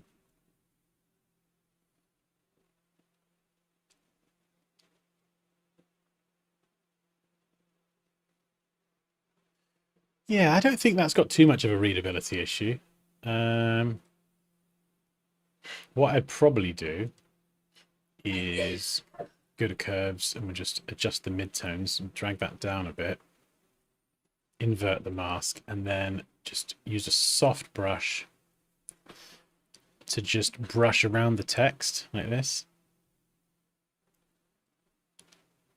So you're not really kind of ruining like all of this area down here. This is really, really nice. And you wouldn't have this if you had the sky really dark, the image and the of the person and the town would just blend together. So I think that lighter sky is a nice separation, but we're just darkening the area around the text. When you turn it off and on, you can see the difference. But to look at, you, if you'd never seen it before, you wouldn't be any the wiser. And it's a technique that you can use to just lift it off ever so slightly. So if I turn all this off, so there's the before, and there's a slightly refined version. And then obviously you can tweak the text color and blah, blah, blah. So before, after. Does that help? Hopefully that's helpful. And that's a really good point, Sebastian. You could put next door in a more neutral font. So what could we do? Could we do just Times New Roman? I'll just try Times for fun. Caps for maximum sinisterness. Devil Next Door obviously might conflict with all the fonts here, so everything else is condensed in sans serif. So adding that in Times is probably not going to work, but let's try and just match with the author name. We'll try a Bebas.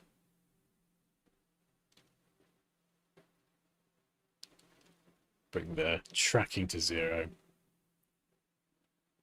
Centrally aligned.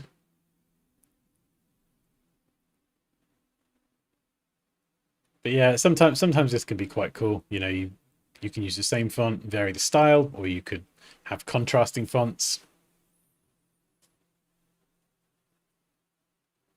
You could still bump the tracking and drop the size.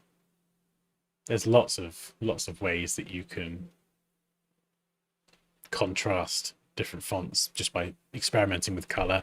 So you could do something like that, which looks kind of cool as well.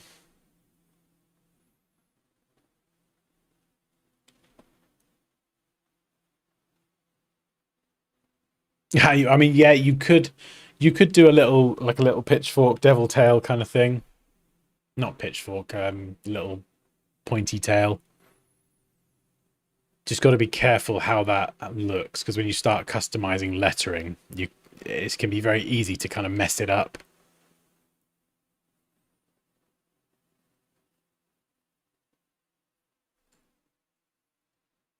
Unless you were going to do like a, you know, something like a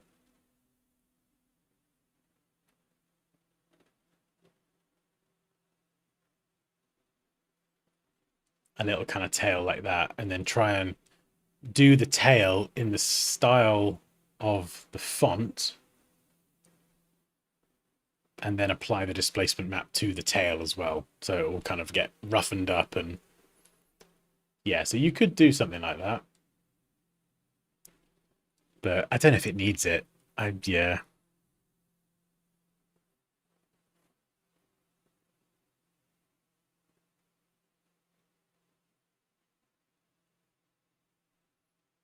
The clouds under the door. Yeah, of course you could go through and refine that. This bit here only really needs to be behind the text. And it's just really subtle, just to lift the red off of the darker background. White isn't going to be a problem, but the red might if it doesn't have enough contrast. But for something like this, you would hopefully get a printer's proof anyway. So you'll be able to look at it and go, yep, that looks good, or no, that doesn't work.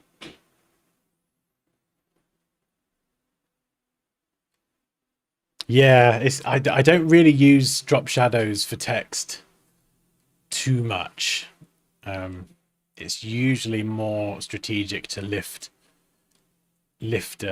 something off of something. Never, I mean, I shouldn't say never really, but like, please, like, try to avoid doing this.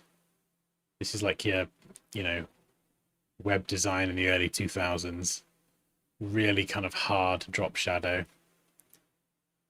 Like, it can work sometimes, and maybe that's just me being an arse and it's a personal thing. Especially for UI. I mean, you could probably get away with it here, actually, to be fair, but for UI design in particular, it's like it just makes it look like dated.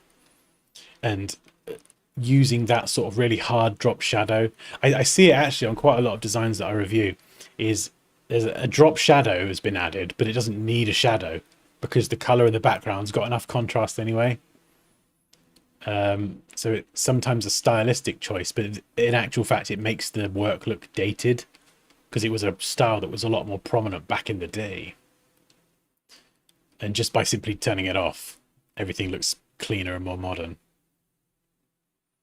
Yeah, I like it as well, Kerry. I think it's cool. Yeah, little details here. Space, this guy's giving me Punisher vibes.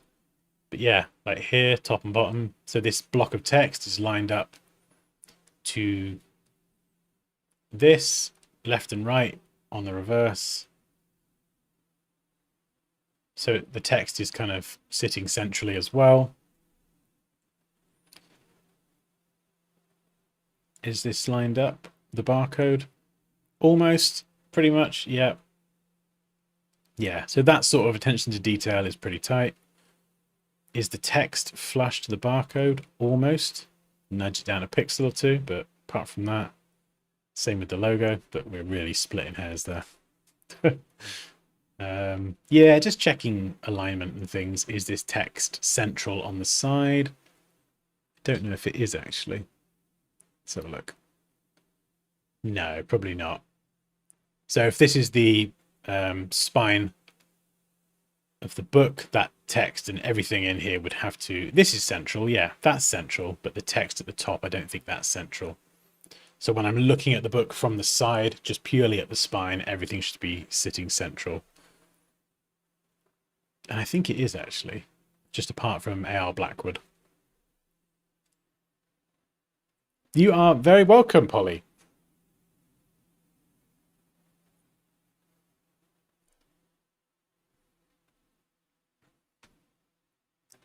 Do.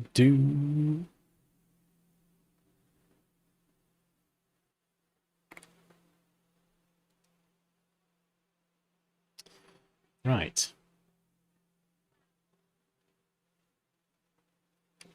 Next up, we've got a design by Heather.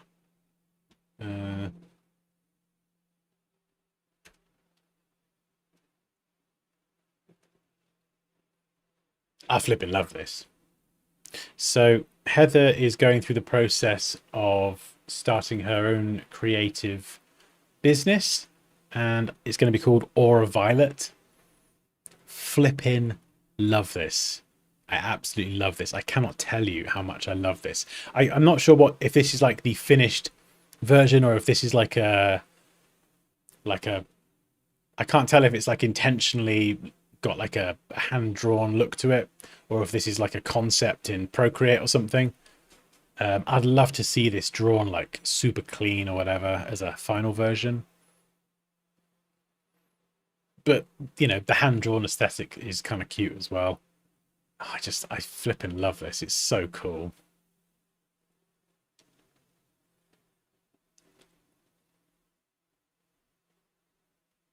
Oh, awesome, Safi. What are you going to design? Hey, you're welcome, Polly. I love this so much. I think the colors, just everything. And these are some of the sketches as well. I like all of them. This is really cool. I do love that. But I feel like this one here, you've got the full illustration with the AV, that's Aura Violet creative with the sea and the moon and the stars. It just is perfect. You've got the A and then the W kind of intricately combined together. That would work really well as like a standalone brand mark. And then you've got the, or you could use just the A as the mark, but then you've got a version that is lettered as well. So as long as the lettering here is typographically correct and really well executed, and yeah, typographically everything is sound, this would look so good. So you just got the full logo type written out. You've got the mark. You've got different elements that you could use as patterns. You've got stars and moons and pen tools and just bits and pieces. That could be like a pattern. There's like an illustrative style that you could use throughout the website as well, and just have like pepper in other little illustrations to kind of convey that sort of brand style and that personality, which this is oozing, by the way. This is oozing personality. Yeah, I flipping love it. I can't say enough good things about it. Yeah. It's so interesting to see how the sort of the just rough sketches can translate into something.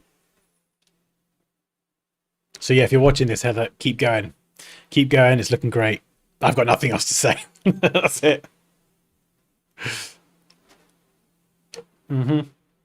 Elaine says colors are stunning. Totally agreed. Raquel, it's very cool indeed. Love the sketches.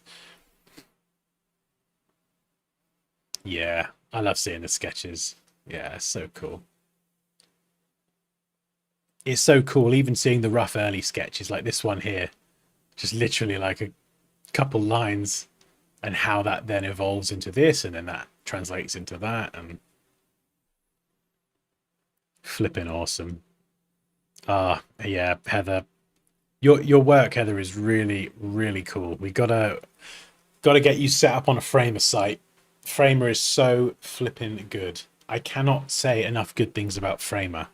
I can't remember the last time a piece of software like just inspired an inner calling to want to get other designers or other people using it. It's so good. I completely rebuilt my own site on Framer. I used it for less than 24 hours, and after being on Webflow for years and years and years, I was just sold in less than 24 hours and just completely gutted my whole site on Webflow and moved it over. It's so good. If you're a designer and you don't, you're not as like technical and web savvy, like I'm certainly not, it's just such a designer friendly platform.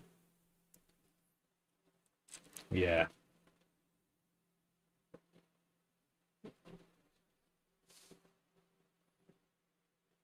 I need to create some stuff for a job application, and I was having a dip in energy inspiration. Watching this really helped me get back on track. Thanks. Oh, you're welcome, Sebastian.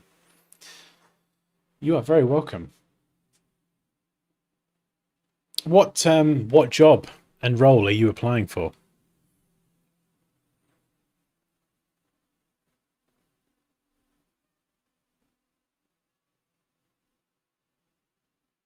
Yeah, so cool, isn't it, Racco? I love it. That's all I got to say.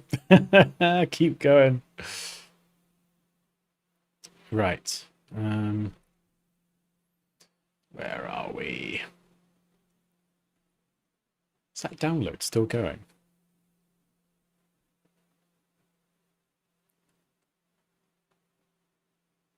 Oh no, there we go.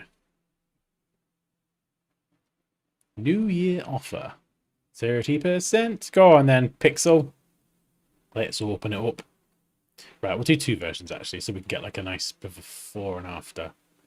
Oh no, we're gonna have font issues. Font issues. All right. So we'll just do a Danske version, and then we can do a comparison. Right. First impressions. We got a lot going on. We got to fix the alignment. We got to fix the fontage. There's a lot of it. So Aura Salon, new year offer, 30% off. Book now. More information. Flippin' heck. Right. I mean, this I love these. This is a really good example because we just need to start by stripping out what we can. So initial impressions, great image, too many fonts, alignments all over the place. So we're going to start by taking out follow us. We don't need that. You know, people know what to do with this stuff. More information, book now, refer and win free spa. Refer and win free. What, you win a spa or you win a spa treatment? you win an entire spa. Aura Salon. Where Pixel, where's this going to be seen? What is this an ad for? Is it social media? Is it print? What are we looking at here?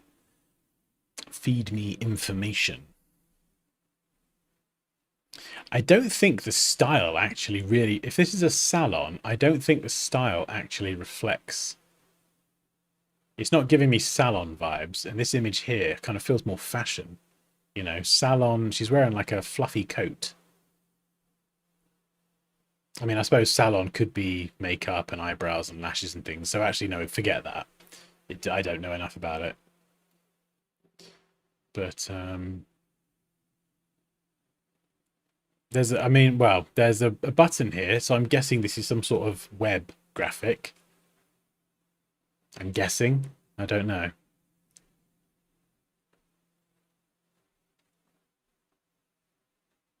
Yeah, that's a good point, Sebastian. This should be referring to something. So what I would do is, if this is right, we're going to have to try and assume what this graphic is. This is an experiment I got from ChatGPT. Oh, what? So did you design this, or did ChatGPT design it, or did ChatGPT just give you a brief and a fake fictional brand or whatever, and then you worked on it? Because if it was, and what is it? Is it a social graphic? I'm going to assume it's some sort of social graphic. Because if it is, you could have the information with the asterisks in the post description.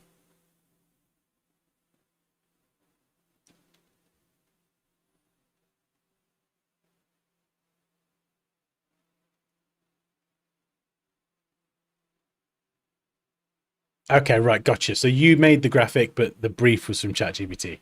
Gotcha. Right. So if this is like a social graphic, I would take off the logo, because the logo and the branding would normally be accompanied in the profile picture. And a lot of times no one really cares anyway. We want to get people to click this. They don't care about our logo. People don't care about our logo as much as we think they do. Right, social links. We can tidy these up. Left align them or do something with them. Book now. Right. There's too much. There's way too much on here. We got to strip this down. Right. This is an ad for something. 1080p. Right, I'm going to assume this is an Instagram ad. So we're going to say it's an Instagram ad. What do we want people to do? What do we want people to do with an ad? Do we want them to look at it and call this number, or send an email, or go to a website? If it's an ad on Instagram or social media platform, we want them to click on the ad. Now, if it's Facebook and Instagram, there is already a call to action on the ad underneath. So we don't need to add another call to action. So we can get rid of that.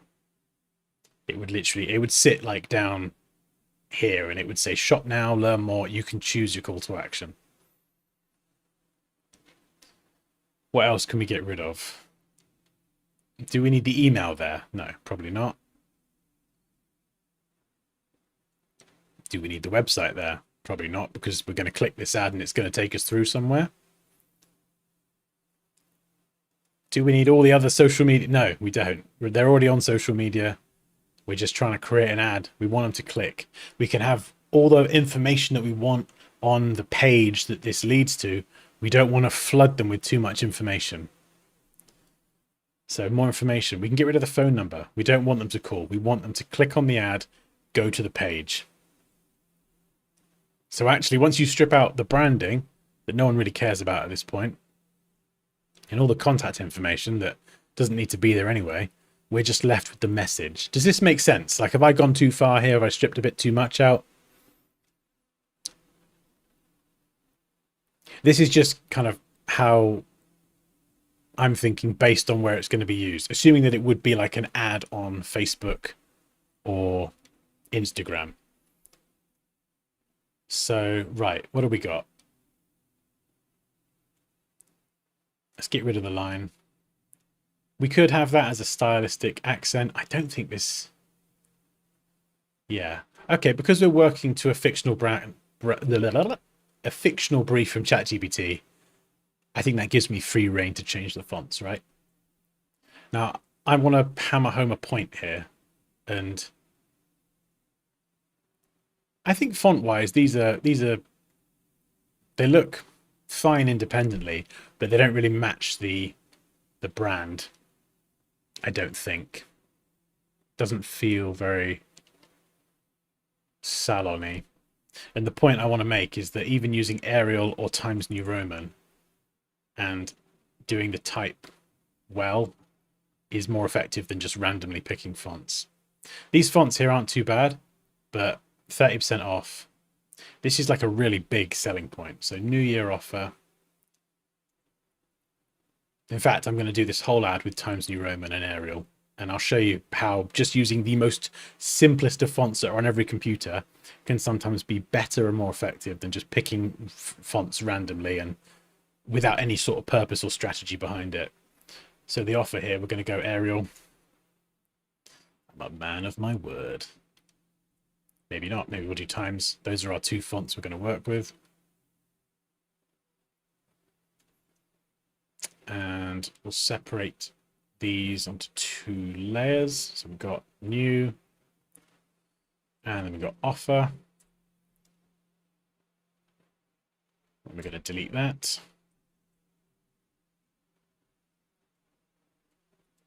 Then we're going to type new, and then we just got to rejig all of this. Right, what is the most important thing here? It's the 30% off. 30% off. So we want that to be there. We want to give this the most contrast possible. Red and black is fine. Black and white is better. Right, so it's standing out. Great. 30%. Percents and off can be a bit of a pain in the ass. So one way that you can do this, design-wise, I used to hate this, working with percentages and things. So one way you can do it is you can have the percent, you can squish it down, and then you can sneak the off in underneath like this and stack these two elements up. Right. By the way, if you're enjoying this and you want to learn Photoshop, Illustrator with me and just learn how to design professionally in general, you like all this stuff and you want this kind of feedback on your work, I've got my Pro Designer mentorship linked below. So that will teach you basically how to design like I do, and you get feedback from me as well to help you learn. And I'm always available because I never sleep. Also, fun fact, a pigeon landed on my hand earlier. Right, just sort of throw that in. Nice flex, Dan. So 30% off. Get up to, okay, right, we might have to sneak that in there as well, which is even more horrible, but sometimes you've got to get it in there. Up to 30% off. And then we can make that nice and big. Breathing space left and right is always really, really good, but obviously when this is really small on a phone, we want that to stand out. So that is going to be quite important.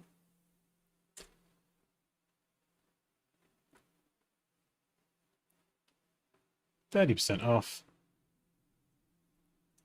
New Year offer. Right. So let's capitalize that.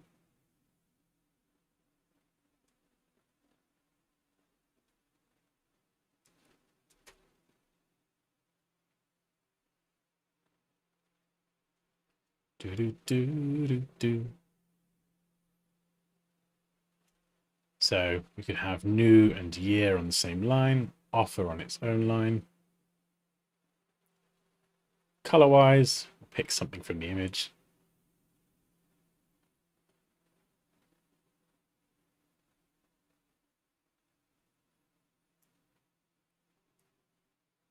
Maybe something like that. We could even make this a little bit more creatively interesting. Up to 30% off. And we're still using Times New Roman. So obviously we could use fonts to improve this for sure, but we're not going to at the moment. We're just going to stick with Times and see how far we can take it.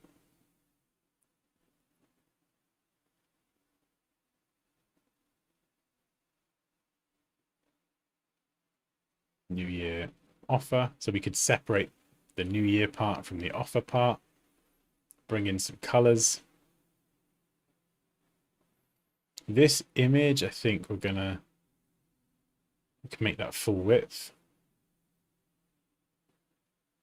And just do like a dead split there.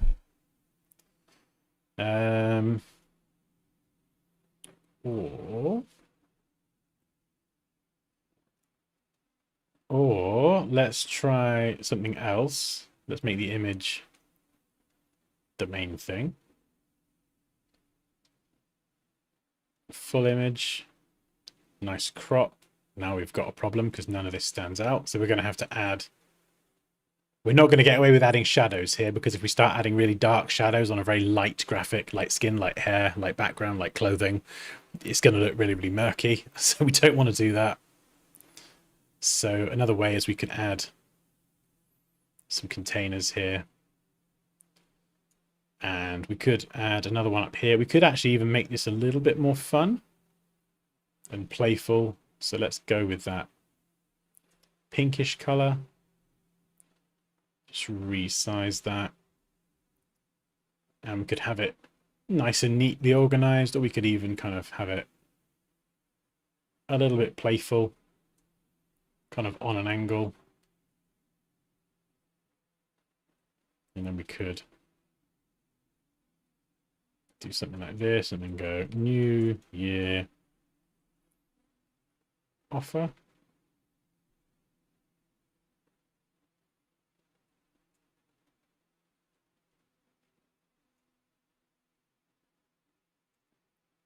And I've rotated it now, so I've kind of mucked this up. So let's just try and fix that as best we can.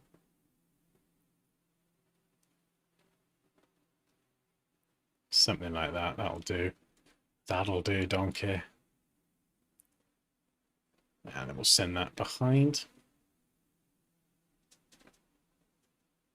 So you can make it a little bit rougher like that, and have the text and on an angle and make it a bit more playful. It's not my normal thing because I quite I'm just more organized and a bit rigid. But you can see it does create like a little bit more visual interest sometimes, with everything being horizontal and straight and vertical, and as soon as you introduce angles, it can make things feel a bit more interesting. You could even match the angle and keep it consistent with this one, so it all sort of sits on an angle, and have it kind of covering part of it here. You can still see that that is the word off, even if you cover like a little bit. In fact, let's make the angle a bit less. I fell asleep. You've been asleep. What? What are you doing? You flipping numpty. I thought you were quiet back there. Or we could have this on an angle and we could center the whole thing as well. So let's center this.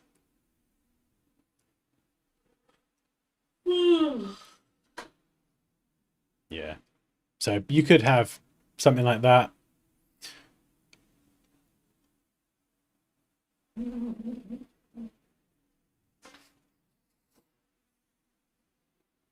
Oi, Kerry. She's saying, I thought it was your fan rumbling down. No, it's my rumbly tumbly. This is one instance where you might get away with using shadows actually a bit more intentionally. So let's just try this. Maybe not like that. We could go with a perfectly hard shadow. And then we'll pick the purple and then we'll go with a darker shade. So it becomes kind of deliberately stylized, like a deliberate stylistic element. Or we could soften it and maybe do something even darker. Let's just copy it to the other elements, see how it looks. Yeah, you could get away with that. So then it kind of creates this layered look, this depth between all of those different colored boxes. Or you could just keep it looking flat. I think I'll probably just leave it flat as it is. Something else we could actually do as well, if we wanted to lean into this whole color thing, is we could add like a color fade.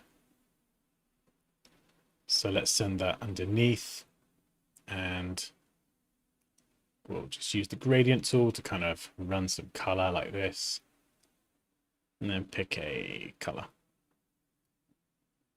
So yeah, you could go for screen if you wanted. Have a sort of purple. So you kind of got this sort of pink, purple kind of thing going on. And then try a different blending mode if you want to. Maybe have it a bit darker. None of this is necessary, of course. It's just a nice little stylistic touch. And then I guess what we could do is we could have, if we wanted to, if we did really want to get some branding in there. What was it? What was the thing called? I've totally forgotten. Aura Salon, that was it. Aura Salon. We could just go and, you know, pretend they've got a logo here. Why is the font weight chunking up? There's something really weird with the font. It shouldn't be staying chunky. I think that isn't Times New Roman. That is like extra chunk. I don't know what property is force bold. Oh, is that? Yes, they've all got force, but I thought that percentage was looking especially chunky. Yeah, don't use force bold if you can avoid it. Use a font that has a bold font. Like force bold is as a last resort. There you go, we've got a logo. Clean as you like. You could make that white, or we could make it a darkish color. Just pop that up there. If you really wanted to get some branding in there, you could do.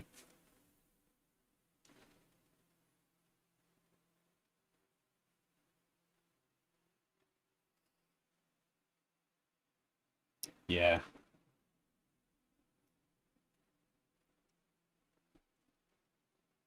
So then if we go back to the before, remember, I'm assuming this is like an ad that you're going to see as you're scrolling Instagram or Facebook or something. So it's going to be very, very small. So it's at a glance. What are we seeing? There's a lot of information here. Too many fonts. The colors in the fonts don't really fit the whole salon theme. It feels, I don't not like them, but they're just not really fit for purpose. The black and the red, I feel like it could be for something quite different.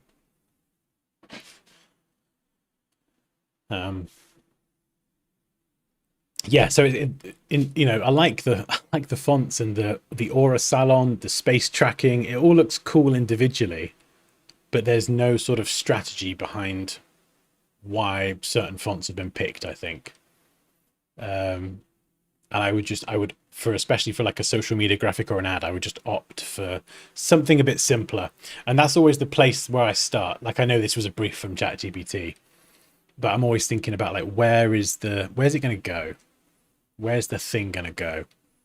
So if it is going to be on social media, do we want to flood people with the website and all the socials and the phone number and we want them to click on the thing. Otherwise they scroll in straight past. They are gone. You've got a few seconds on social media. So if this was like a poster and that you were going to be handing out, yeah, maybe you would put the email or the website or the phone number on it, because they might look at it for a little bit longer than half a second. But yeah, I think that's where I always start. I just try and simplify it down. What can I get rid of? Keep the fonts. Try and keep the number of different fonts to a minimum, and only really add different fonts and sizes as you need them. Because just by cleaning up and making the amount of font sizes and fonts you're using more consistent, you can actually tidy up a design a lot more. Whereas when you use loads of different fonts and sizes and weights and styles and colors, it can automatically just make a design look a lot more untidy and busy and chaotic. And this is using Times New Roman. We haven't even gone into crazy fonts, and we could change this to a sans serif as well. So we could go for, as I mentioned, Arial bold.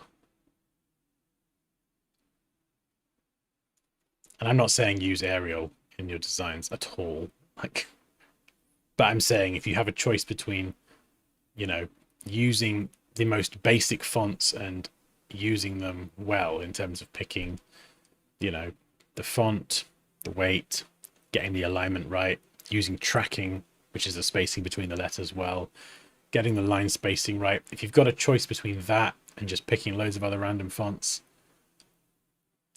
definitely go for a simpler font and execute it well.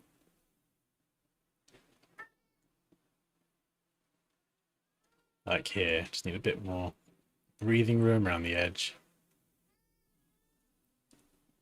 Oh, hello. Is it time for a cuddle? Yeah. Come on then. Come on. Come on. I'm gonna have to go get him. He needs a cuddle. Come on, sausage. I'm hungry. I'm hungry. Come on, sausage. Come say hello. Come say hello. Oh, hello, sausage. I know. Oh, you poor thing. You poor thing.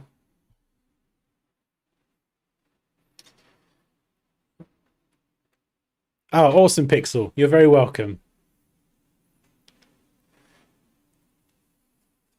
Yeah. Oh, that was fun. And this was just one design. That was just kind of an off-the-cuff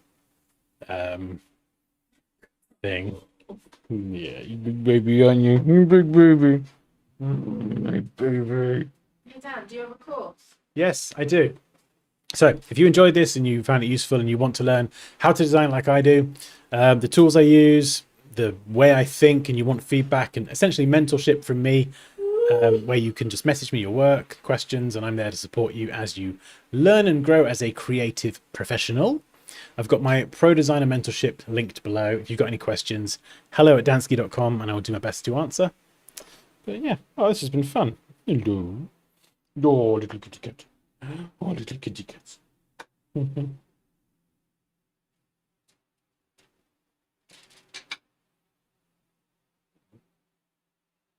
Oh, is that nice? You like the chin scratches? Fucking cat. You're a donut. You are a donut.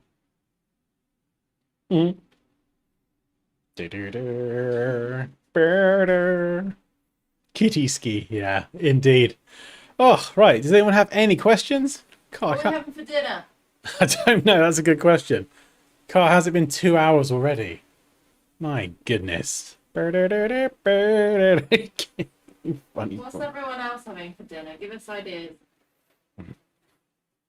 This thing. Look at him. Look at him. He's such a little baby, aren't you?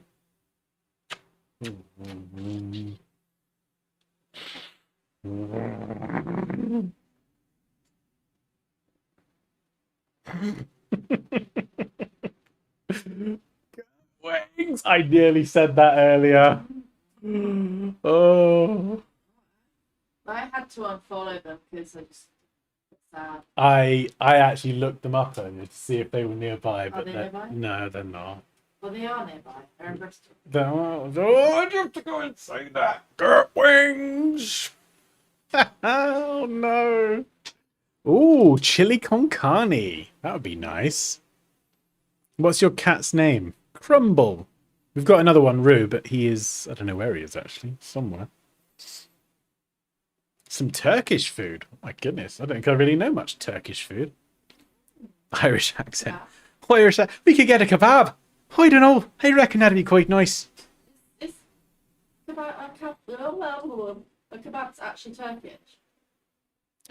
I don't know. I think they might be a wee bit Turkish, aye. It's like our Indian curries aren't like traditionally Indian. No, they're just completely full of all sorts of deliciousness. What are you looking at me there for, cat? Looking at me with those loving eyes. I flipping love it, I do. Kung Pao chicken. Fried. Oh my god, I love a Chinese. Kung Pao chicken! Oh.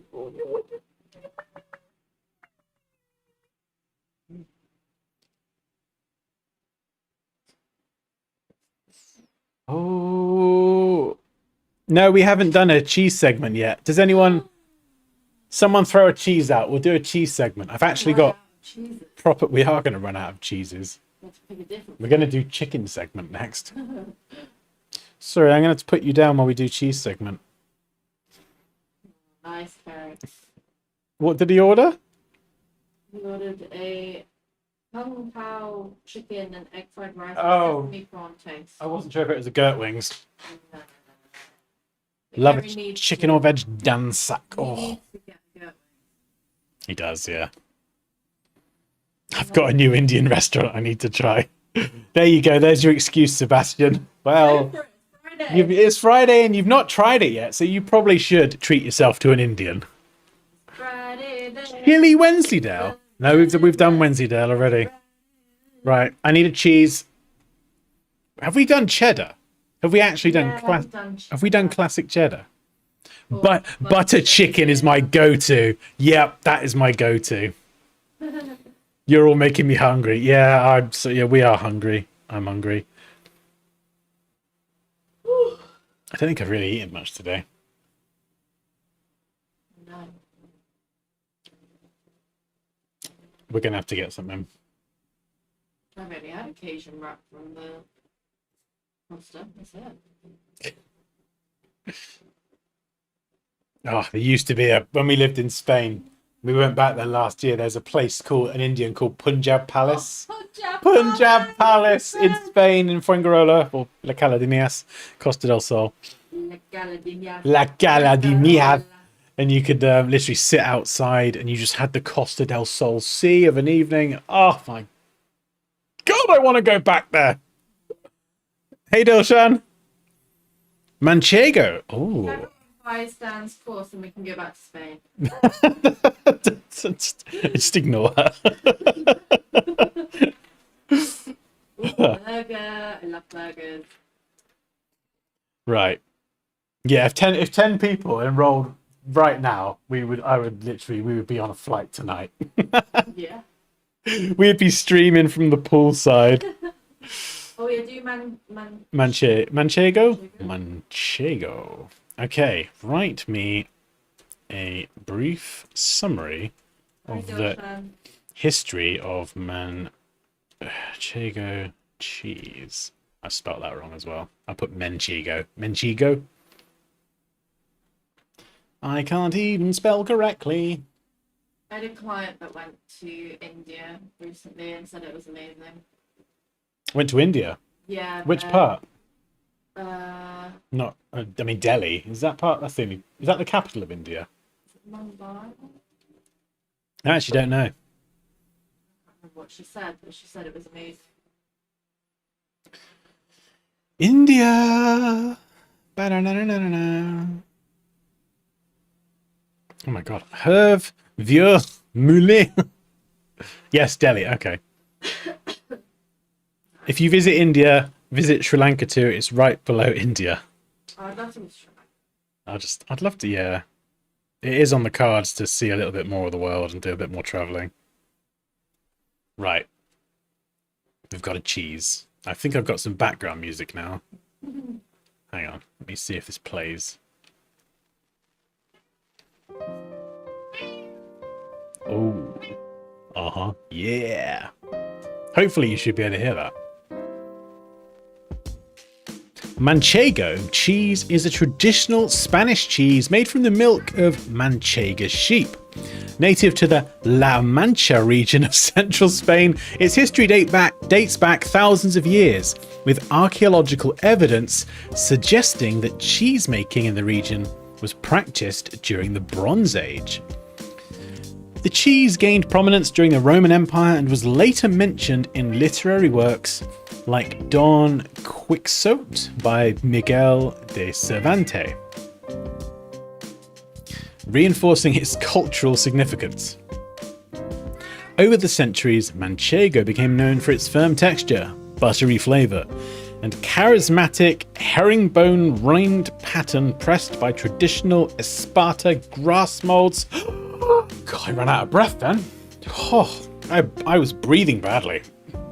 In 1984, Manchego cheese was granted I thought that's a domination then. Denomination of Origin (DOP) status, protecting its name and production methods.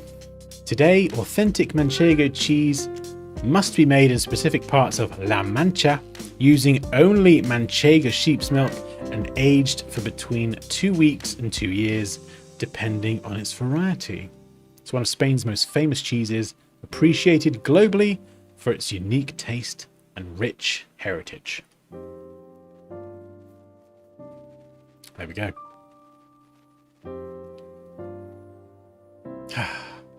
Breathing badly. Poorly timed breath. I was like, I've got to get to the end of this sentence because I'm about to run out of breath. Oh dear. Please tell me how he died. He ran out of breath while speaking badly. Oh my goodness. Right. Yeah. So Pro Designer Mentorship, there is a link below. Thank you so much for joining. It's been fun as always. If you do want to join the Discord and submit your work for the next one, there is a link in the stream description to do that as well. I think I'm almost caught up on submissions. So if you do have some work and you'd like it reviewed or feedback, whatever, well, if you've already enrolled in a course, message me anyway, because that's what I'm here for. But if you haven't, just feed me work, post it in the Discord in the stream description doodah. And yeah, we'll do some more next week. He died doing what he loved, talking about cheese. If I had to choose a way to go, Paul, it'd be up there. Oh, right. Amazing. We're going to get some food now. Yeah, we might do another one over the weekend. We'll see. We'll see where the chips fall. Oh, I'd love some chips. Oh, delicious.